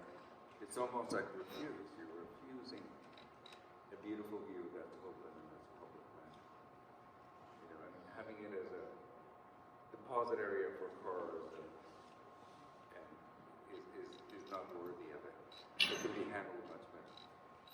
So that would really vertebrate like a body. Development and important destinations. All right, next slide. You saw us earlier, we had the little airstreams in Seaside that sort of evolved, that weren't originally there, but we're always in a way intended. Right? And so, the first thing that Douglas said is, when we came here, is somebody should be selling hot dogs here in the summers. So finding even small opportunities for some kind of small-scale commerce, we think would be a really huge asset to keeping things vibrant and enriching the amenity package. So this place is the one that came to mind. The other place that came to mind was the place that we called the Missing Teeth place. All right, we'll go to the next thing. And then this one here, this is of course is it 7-acre property? 6 and change. Yeah, so this is like your inland anchor. We see this as a huge opportunity to sort of relieve the pressure that's all sort of jamming towards the lake. But it has to be pretty well done. And it has to be usable. Now, there are some other things that might be beneficial to consider with this kind of land, like maybe overflow parking and things like that. But then if that is done, then you would want to make sure that doesn't, the way that that's done, it does not negatively impact either the amenity or the surrounding streets in terms of aesthetic impact and so on. So yeah, this is a huge, and also the diversity of amenities that you can create, so that you have a lot of different kinds of things that people can do, so that not everyone's going to the same place. You're sort of spreading things out a little bit. It would be wise that you bring these issues to a good designer or a rational designer. Most people will actually just put a parking lot or not hide it. There are tremendous techniques to put the parking lot behind a building. And by the way, I think you should continue using your school as overflow parking lot, wherever that is. It the school that you have overflow parking? For the west. Maybe that can be more explicit. But parking lots can be hidden and they can be made elegant as long as it's not single use. There was a parking lot I did in Seaside,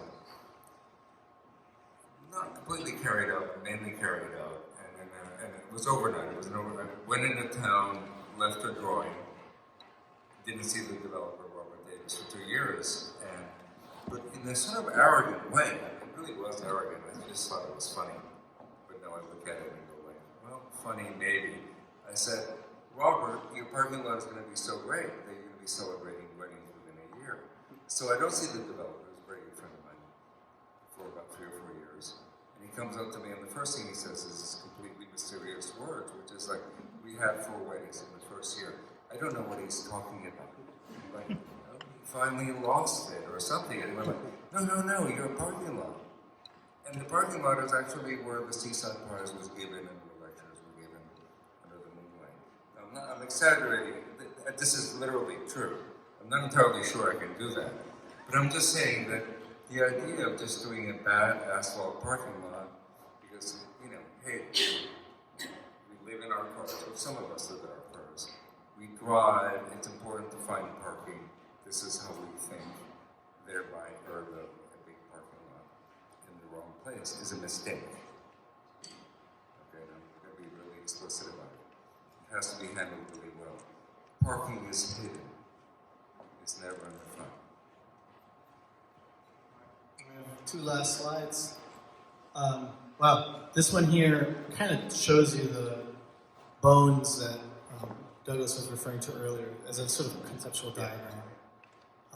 And I'm sorry, the colors are not showing up very well on this projector, but you can see, you've got the beach as a magnet, you got your current pool area as a magnet, and then of course your opportunity that you have there in that southeast corner, that new lot. And so, but also the connection between the two being really important for that as well.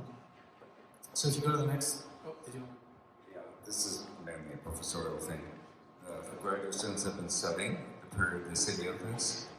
You remember I said 2 blocks? It's actually sort of like medium-sized American blocks. This is actually the structure. Next time you travel in Europe and you go to a historic center, you'll see these distances. And this one you say, well, it's further. Not really. You engage the whole beach doing landscape work at this edge. And it happens again and again. And I think that's, for reasons that we really see when we go to a city as a tourist, that you should have these distances. All right, so if you go to the next slide, you'll see,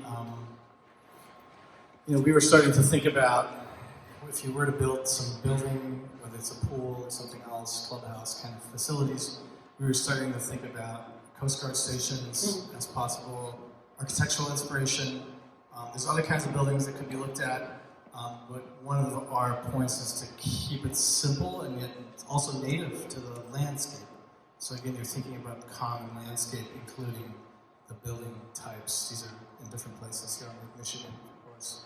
And if you go to the next slide, besides the historic inspiration, I think, this is our last slide, is to invite you to re-engage all that has happened in New Urbanism since Seaside started, which has been now almost 40 years.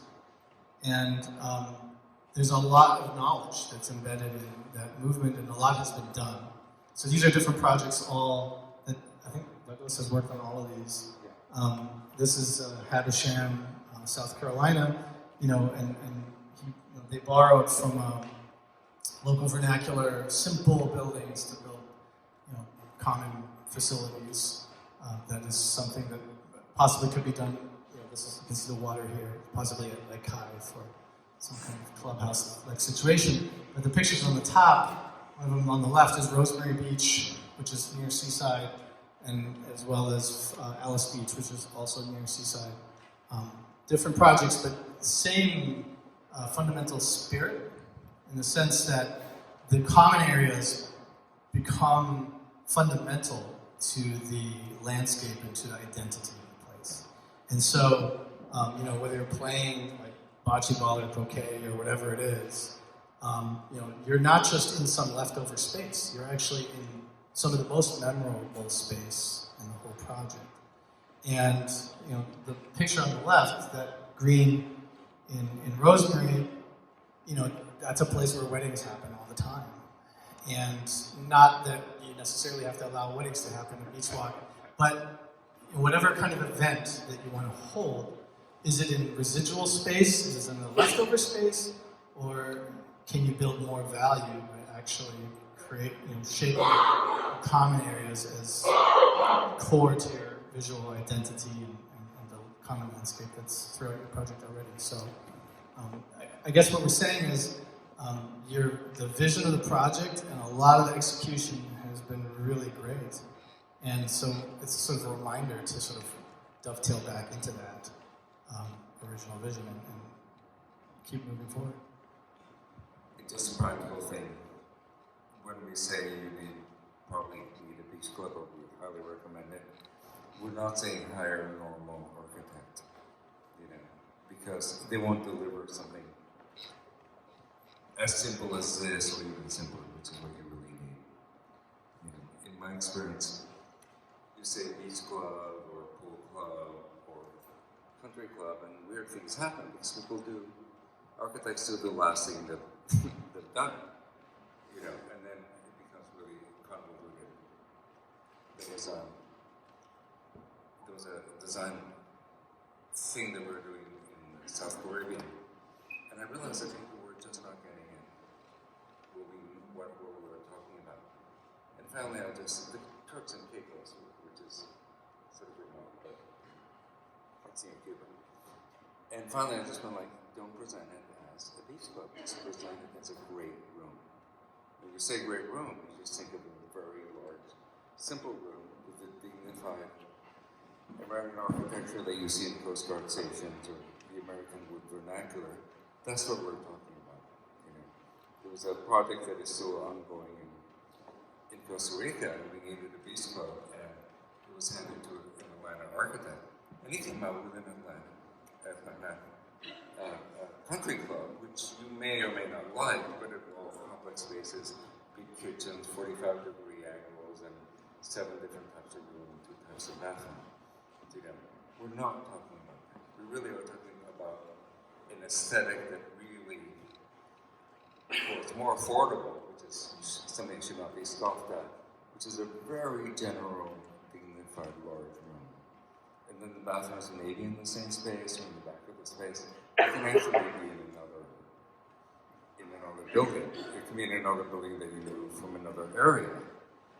And the changing room for the pool can also be in another building.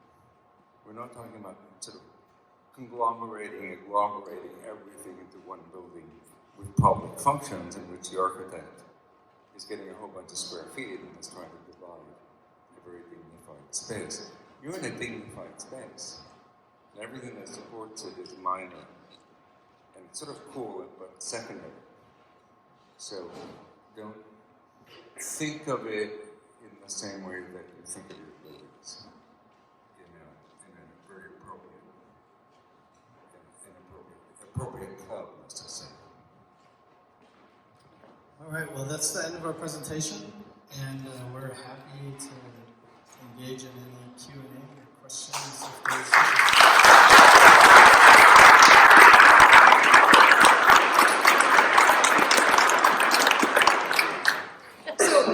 The thing that I heard that explained Beachwalk to me in a way that I could never conceptualize before is that when you walk out of your house, no matter where it is that you walk out of your house, you feel like you're at the beach. And to me, I don't know if the rest of you thought about that, but it was like that is the magic of Beachwalk, that you don't actually have to be at the beach to feel like you're at the beach. And so I was really excited about that. Anyway, all right, so let's just go on and ask questions. And if you would just kindly raise your hand, and you guys will call on people when your hand is raised, okay? Who do you want to speak to is the other thing? Yeah. Amazing job, guys. Amazing job. I really appreciate all of the attention to detail. What you were able to do for a lot of people that have been there for a long time, you were able to articulate perfectly what we're not, as lay people, have the ability to verbalize. So the attention to detail was amazing. It was just a tremendous job. There's 2 things I heard.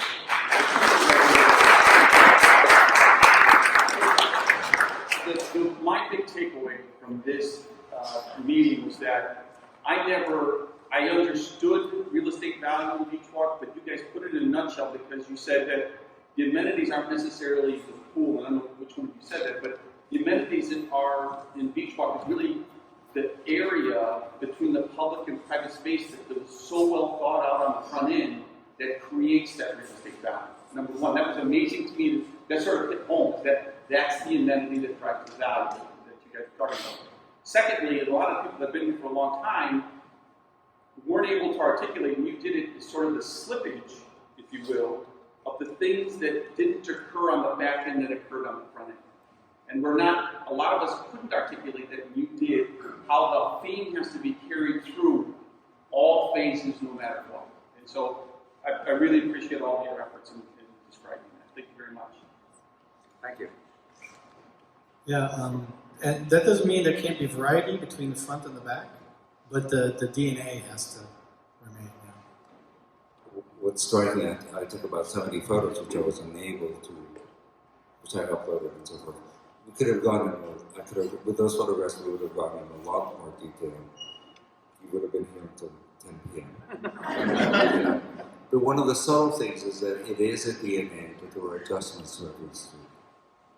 There's also some, minor things that you can do with fences that may be able to have a fairly handy.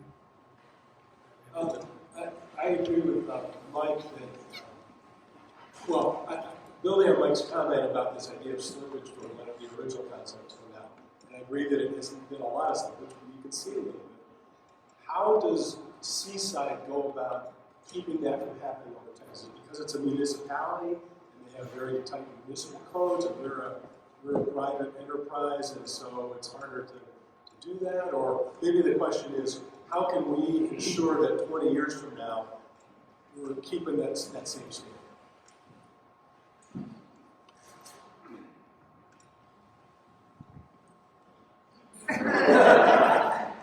No, this is a defect. To a very large extent, I'm very good at conceptualizing and realizing issues, but I'm not a management person.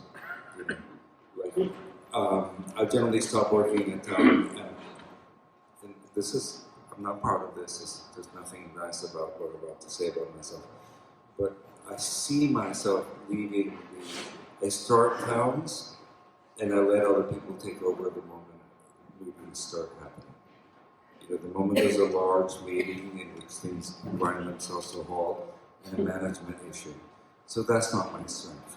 Seaside has a large amount of common capital that is being misused, which is another story I haven't been following, in the lawsuit. And it's just very expensive and has a lot of regulations that are enforced. How the Seaside Community Development Corporation enforces it, I'm not sure of. So I can't answer your question. And it's a procedural question, it's an important question, and I'm telling you. Is Seaside, though, fully developed? Like there's no more new construction? Yes, essentially. There's one or two lots left. Right? There's like one or two at the corner of the square. The corner has been developed. There's a certain amount of resale activity. Yeah. There's some of the earlier and humble and completely wonderful. There's a historic preservation movement in a way, because some of the original structures were very humble, Right. and the newer facilities are much larger. Right. So there's, it's interesting because it has an age now. It's an old town. but one thing about it is a private development, so it was not because of the municipal management. One thing is that Robert Davis, I can't go into all the specifics about the management, just like what Douglas is saying, but there is an important factor, I think, is that there was, first of all, a developer who has been with the process, had been with the process for a long time, and very integrated in the process, and in a way a custodian of the place over decades. And also, but not just the developer, also the community of designers and sort of initial visionaries stayed connected to the project and continued to offer feedback, brought additional people into the fold. The community of designers has sort of grew over decades. And so, there's been a sort of culture of maintaining the vision, I guess you can say, and people investing in that and bringing people in who have an interest in maintaining that vision. And there are certain cultural things that have helped with that. So for example, there's this entity called Seaside Institute that is a sort of platform for continuing the conversation about what makes Seaside special. And so I would say that the culture of decision-making is an important part of that, and investing in certain people being part of those conversations. I realize that your original developer is no longer involved, because of history. And so that's a really good question, like how can you build some kind of entity or some kind of way of making sure that the knowledge about these things stays in the front of people's minds. And maybe an institute or some kind of annual meeting that invites people, not just us, but like us, just other people who have this kind of expertise, so that education is ongoing, if you will. One thing that's been happening a lot on Seaside is the development of public spaces. They were reserved. The church didn't appear for 5 years. Everybody knew there was going to be a church there. The school started as one building, beautifully proportioned, exquisite, and is now in its 5th building. So the bazaar started really using. I moved literally a sharecropper's shack, and this is something you can actually consider for your ancillary structures. I moved it 17 miles. It cost me $300. This was a long time ago, and it became one of the first buildings in the beach area. And it's still there, and it's very beautiful. Right now, it's not about to be for the Seaside Shrimp Shack, So there's this continuation and following through in the public structures. One thing that Robert Davis didn't do right is that he tended to do the pool later when it would have been a better amenity to do it before. People would have spent even more money earlier, But the important thing is that at every American town, we're talking about a natural process. You go to Utah and you found a town or an American town, or Michigan City. Look at the very initial foundational plans. There's a plat, some fairly humble housing. The church is going to be here. The church doesn't appear for a while, and that can be done incrementally, which is what I'm teaching my students. The country club is not some big thing that appears with this complex program. It starts with one large common room and a pool, and then other things get added to it. There was a way of building that was lost. In Seaside specifically, and this can be taken over by your functions, was in control of the retail. So it was in the interest of the town, the developer, and the Seaside Development Corporation to keep on developing the retail. And then they also had control over the public spaces. So these are the areas in which the town was allowed to mature. The other thing is you just sell the lots and you move on, and that's where you're American. And then somebody later on has to come out, do a religious or civic movement, and then actually introduce a town hall or a church. But both are integral. The idea that you're going to be doing public spaces and amenities later is accurate to Seaside and accurate to the American experience.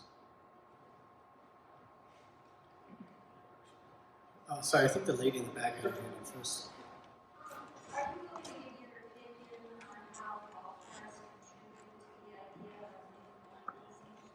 How what? Golf carts. Golf carts.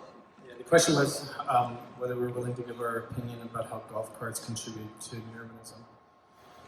So, golf carts can be a very positive contributor to resort communities. And of course, they can also, once you get to a certain point, they can become a liability in the numbers.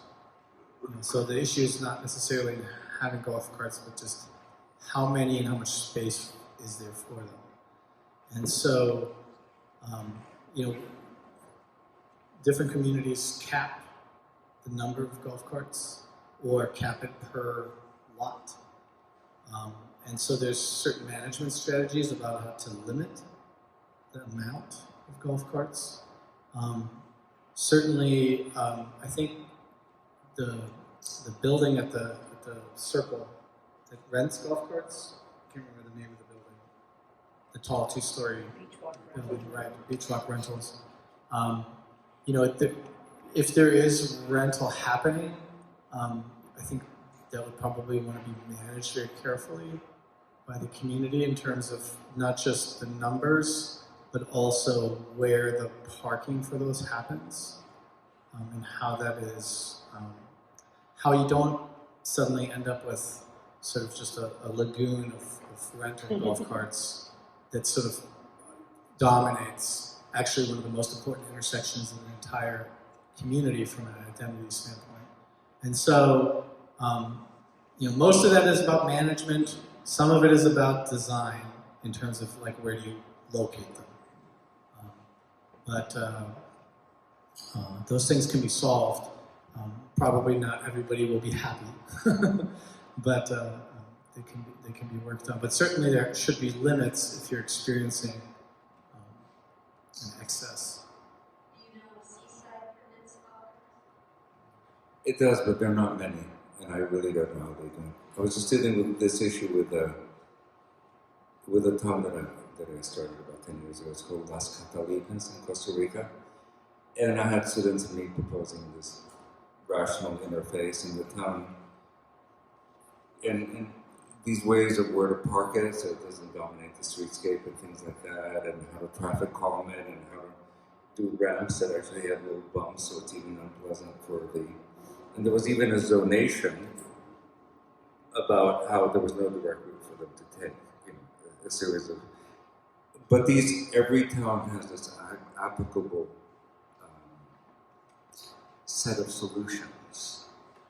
And the process of solving a fairly major problem like the golf cart problem is something that you actually shred. You do a think tank. And the think tank is not being told what to do, it's proposing solutions. A whole set of people, including all of the proposed solutions. You write it out, you describe it, maybe I describe what it's like physically, and then you vote on it, but it has to be proposed. And the rules of the charrette is that there are many solutions and nobody's restrained, and then the key people, in your case, the community, makes the decision. I can see that what happened to me in Las Catalinas 2 weeks ago, they just decided to repress it. And boy, even though I was trying to get up a ridge and some people are going to have to do some climbing, it's slightly absurd that anybody younger than me needs a golf cart, to put it really mildly. But I don't know whether you can enforce that with rental people, or whether it's a high, or the children love it, or anything. But the idea that you actually have an opportunity to use your body for 6 weeks, and you're going to take it away by doing golf carts, is absurd. I'm fat because I don't walk. So there are very overarching questions about physical health and what it should be, and why should anybody need a golf cart for walking more than 5 minutes at one extreme. Those intermediate ones like regulations, which are really important. There's some, how do we traffic calm it? How do we limit it and make sure that every house has one parking space that does not allow them to be visible? And, there's complex solutions to what is primordially a dumb problem, which is why can't people walk? And I'm being blunt, I'm sorry. If you don't want me to be blunt, but what's wrong with walking? Beachwalk, yeah, it's in the title. Beach plus walk. Nice, good PR. It was accurate. Yes, sir. So I'm going to comment. What I did enjoy is you guys brought up information.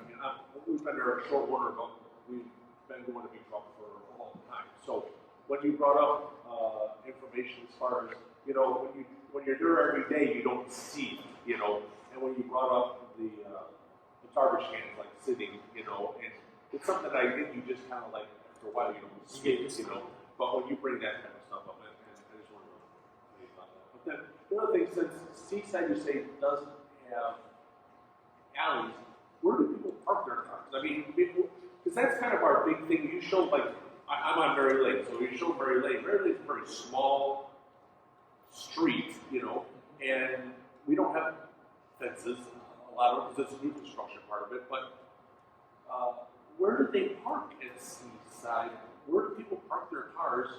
And how do they, I mean, I usually talk about parking lots not being in front, I get that. How do they handle parking? Seaside was the first and last new urbanist development. It's very sophisticated coding and building things that does not have alleys.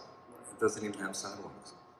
And it's very interesting. Two things happen. One of them is that we realized once we decided to stop doing tough materials and the population wanted the brick that is so common, that everybody walked down the center of the street, and you don't want people speeding. Believe it or not, walking down the center of the street really gives everybody a notion that you're not going to speed there. The people own the street, which is true all over America. Go to a historic photograph of any city, including Chicago and New York City, Paris at its height, and you'll see like ladies sauntering across these very, very trafficky streets. So the main thing is that the pedestrian owns the street. And you can, in some subtle ways, we were referring to that as that. But the second half to your question is that Seaside was very, very intelligent in doing an octagon and what is it? There's a tremendous amount of head-in parking in Seaside. Humongous. Of the order of 240 parking spots. Around the perimeter of it? No, not in the perimeter, around the squares, in the octagon, in the educational one. The second street was going to be all head-in parking. The problem is that if we don't see a parking lot, we go like, where do people park? You actually park in many, many various places. The most recommended is something called a park. If you're not going to park at the house, it's something called a parking court. Instead of doing a big parking lot, you do a sort of bound space that can do parking. There are a bunch of, I hope that I don't have to do it more than twice, but there are various strategies. There's no silver bullet to the parking. Right. It's the dispersal is actually key. That you're not relying on a silver bullet, but that you integrate parking in a smart way in the streets themselves, but in a way that doesn't allow the car to become the only sort of character-defining element. So that's why the edges of the street are especially important now. You know, trees and fronts and fences and things like that. Because like that picture like that, if that was summertime in Beachwalk, Yeah. you would not see fences, Well, cars from one end to the other because we have no place to go. You know, right. that's So fine. this photo was also taken in February at Seaside. so They're super repressive. They're super repressed parking. You know, you're mad with tags. My reference was to the public parking, actually, earlier. So that's my question is, what percentage of full-time residents are in Seaside? Because that was like maybe 1%. It's actually a totally interesting question. You know, the accusation of full-time resident is something like, how can it be a real community if there's only 3 full-time houses that live there year-round? And the answer, amazingly enough, and you'll see this if you go to Seaside. And by the way, you should send a delegation. I'll join you if it's the right time of year. And we're going to ask all the people in Seaside the right question, and then Ellis Beach is nearby, and Rosemary Beach is nearby, and we can really come up with answers, including regulations, and you know, you can do a report back to you guys about how a lot of other places are dealing with the problem. yeah, I mean, it's very similar to here. The permanent residents are a very low percentage, and but as you know, it's a different kind of seasonal community where people actually still know a lot of people because of the frequency of return, but also because of the type of environment that it is. Right? Like you can have other resort developments where frequency is the same, but because the environment is not the way it is, people actually don't know each other at all. And so there's something precious about places like Beachwalk because of that. I didn't fully answer your question. because I spaced out basically talking about something else. The Seaside is a series of communities. I went there one weekend, and it was like throngs of children, like unbelievable throngs of children everywhere. And it said it was children paradise, which is actually my definition of a really good town. Nobody in a golf cart, by the way. And then it went next weekend, and it wasn't. What actually happens is that over time, the same people, because we're a dispersed population in the U.S., come, even in a city you're dispersed, come and share the same vacation time. So Seaside is actually like, I've heard it described as 30 to 40 communities, in which the minimum size is 7 houses, some of them quite packed. So there's 7 houses, which is enough to vertebrate a town of people that hang out with each other, children that hang out together, they dine together, and they keep a certain amount of community cohesion. And the maximum I've heard is about 50 families coming at the same time, and then what happens is that instead of being one community, it's many communities. It's not as good as everybody year-round and living with each other, although it is more active, but it is not, it is a series of communities. And that wasn't expected. I just wrote this picture of kids in Seaside on the street. So the next week there were no kids on the street. Is that a rental community? Is it rental or is it Huge. That's how the $1 million thing is afforded. I mean, there were quite modest people that you're never allowed to do more than one house at a time. There was a very modest couple, not modest, but modest enough, that ended up being the second people that built the largest house on the avenue in Seaside. The rental is a huge income and allows you to, do the American thing, raising yourself financially. I think we had some hands in the back there, yeah. I think some of the parking issues that you encounter at Beachwalk are related to the fact that there are a lot of houses that are built with a large capacity, 5 and 6 bedrooms, and they're built on a 35-foot frontage. And you get those issues because everybody that's visiting, and maybe 3 families that are occupying the house, brings 1 or 2 vehicles, and all of a sudden you've got one house with that kind of frontage with 5 vehicles there. And that's a problem that for the most part doesn't exist year-round in Beachwalk, but certainly when you get to those 8 weeks that were of heavy use, you get this kind of severe parking problem. On the face of things, and that was the photographs that Andrew was showing, it really should be one car per frontage per type. If that's going to be, if you decide to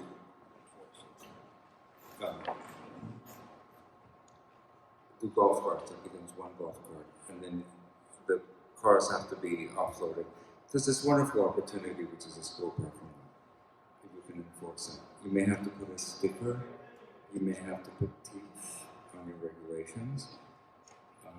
You may very well have to decide that you, as an elected democratic stakeholder body, have the capacity to enforce rules and solve it that way.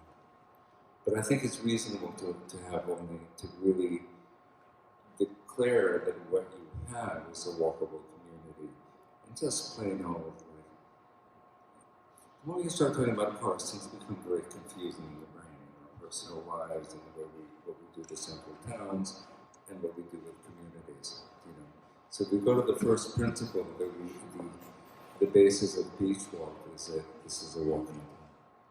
And maybe you advertise it and put it in your brochures and make sure that everybody understands that, and everybody who rents understands that they're coming not to have golf cart day rides. I know the day ride is right thing. It's just when people go too fast. You can enforce this. One thing doesn't show up well because of the colors not showing up as well here on this screen, but the one thing that's really key too, besides that school parking lot that Douglas just mentioned, is having a strategy of dispersing these centralized parking areas. So and really that is something I think that is worth considering is directing the rental market to make use of centralized parking that has been provided very strategically and in a dispersed manner, so that not everyone's going to one lot, but that there's, depending on where you are in the community, you have nearby centralized parking where you can store your vehicle after you unload your stuff. And so that's definitely part of the strategy as well. I have a question about what Sorry, but you do need a strategy because you have 5 bedrooms. Yeah. There's no way of avoiding what we call like our town square, which is where the pool, the cafe, and then kind of across the street is the tennis court. And then we also have that big gravel parking lot area where the garbage is. And so in listening, By the lakeside. that's what I'm saying. Listening to you today, I'm like, why do we have parking and garbage in one of the most beautiful corners of that edge of the lake? And so there's always ideas about redoing that area and making everything kind of fit and flow better and modernizing it. Would we consider moving that parking area off that hill and make that homeowner common ground? Absolutely. And, Was that a simple answer? and then put the parking back in towards that, maybe that new area? Or Again, find spots. find spots. And then regulate. And it might not be an either or, it might just be that you reduce the amount of land dedicated to parking in certain areas and increase it in others. I mean, it has to be a holistic strategy, right? Like, Yeah. you can't just tackle the town square area Right. without also looking at the other areas Right. regarding the issue. So it has Because to there be are, I'm connected. noticing that one green spot you have, the third one down, is that by the little waterfall park? That's like a little native species pond. Yeah, because that has 2 streets with a midway, but I think at one point along the whole border of the pond was off like gravel on the side of the road. Yeah, I mean, this is one of the things that Douglas was talking about in Seaside. If you use, you have to be careful about this, but if you use certain frontages along common spaces Right. for head-in parking Then you kind of room. and gravel, Yeah. that can, that's a lot of linear feet Oh, got it, potentially. okay. And so, we'd have to look at that specific right. instance, but yeah. If you could find pockets right. of that around the area Right. instead of, because we're used to one big parking lot. Right. Very much. Actually, the way you solve the parking problem is you just, how I solve it, forget about how everybody solves it, is that I only think parking. And after a day or 2 or 3, I really grab a hold and can go like, okay, this is what I would do, this is how I would civilize it. I can find so many parking spaces that will not, or hopefully will actually improve the urbanism.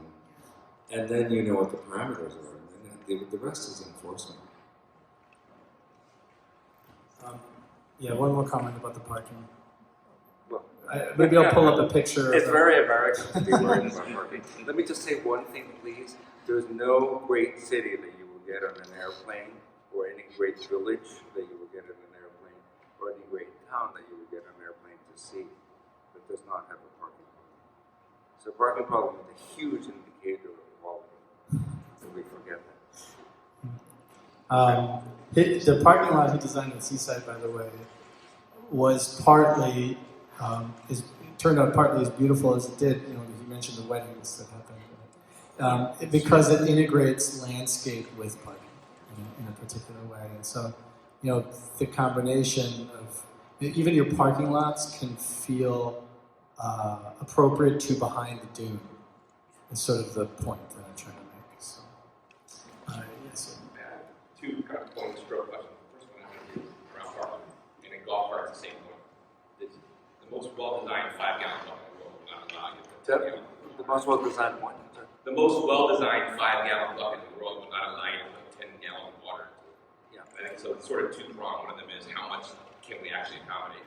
The other piece is how do we actually accommodate? So I think there's definitely work to be done on being a little more clever about how we do things. We also have to bear in mind, at some point, there's a capacity that you just can't accommodate. Right. I mean, that's why I mentioned the caps.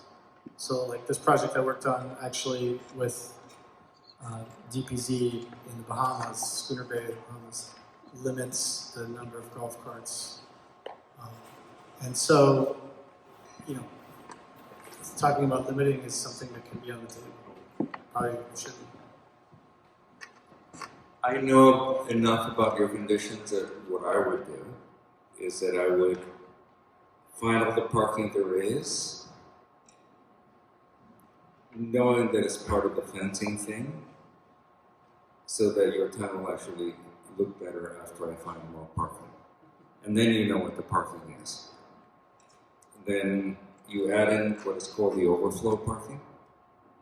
You know, just make a deal with the elementary school so there's always, you know, decide who goes there and how, and then you crack them. And then it's a dual thing because it's golf cart and cars. You can't just go there. You may decide, or I may be able to find a fencing system that allows. The golf cart is not that different from it. They're klutzy little beasts. They have bad turning radiuses. They weren't designed that. They were designed for like windy golf course. You know, they're not little tight urban things. But find out what the natural capacity is of your town, of your village, in such a way that it will still be better at the end of that study.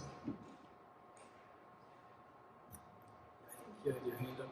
Well, I actually wanted to hear more, or even if you have a picture, see your picture of what your golf cart or your parking lot community space kind of looks like. Because I can't envision it. I'll see if I can find it on my computer. How pet-friendly are other new urbanist communities? I think they vary. And dog parks? There are, you know, the thing is that in the urbanist community are the people that go to them, and you know, it's actually very low BS.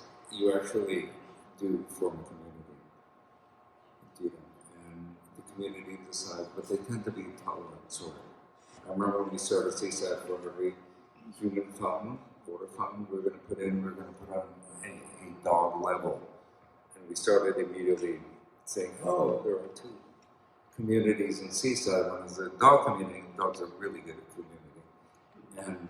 And there's a human community. And then the cars came in, and a few key dogs got run over, and that becomes a problem. You know, you're going to generally find me on the side of cracking down on golf carts.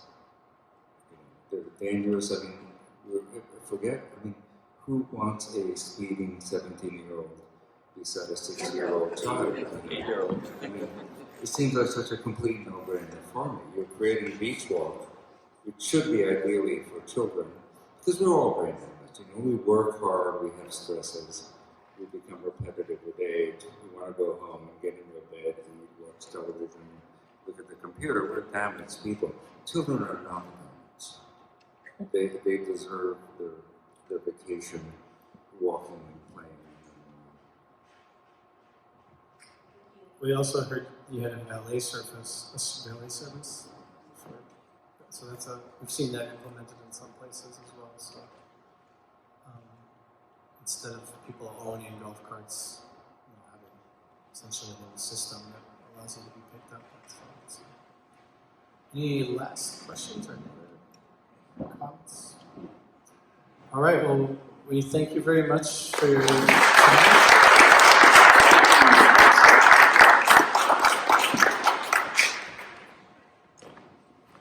So did everybody feel like they learned something? Absolutely. Yes.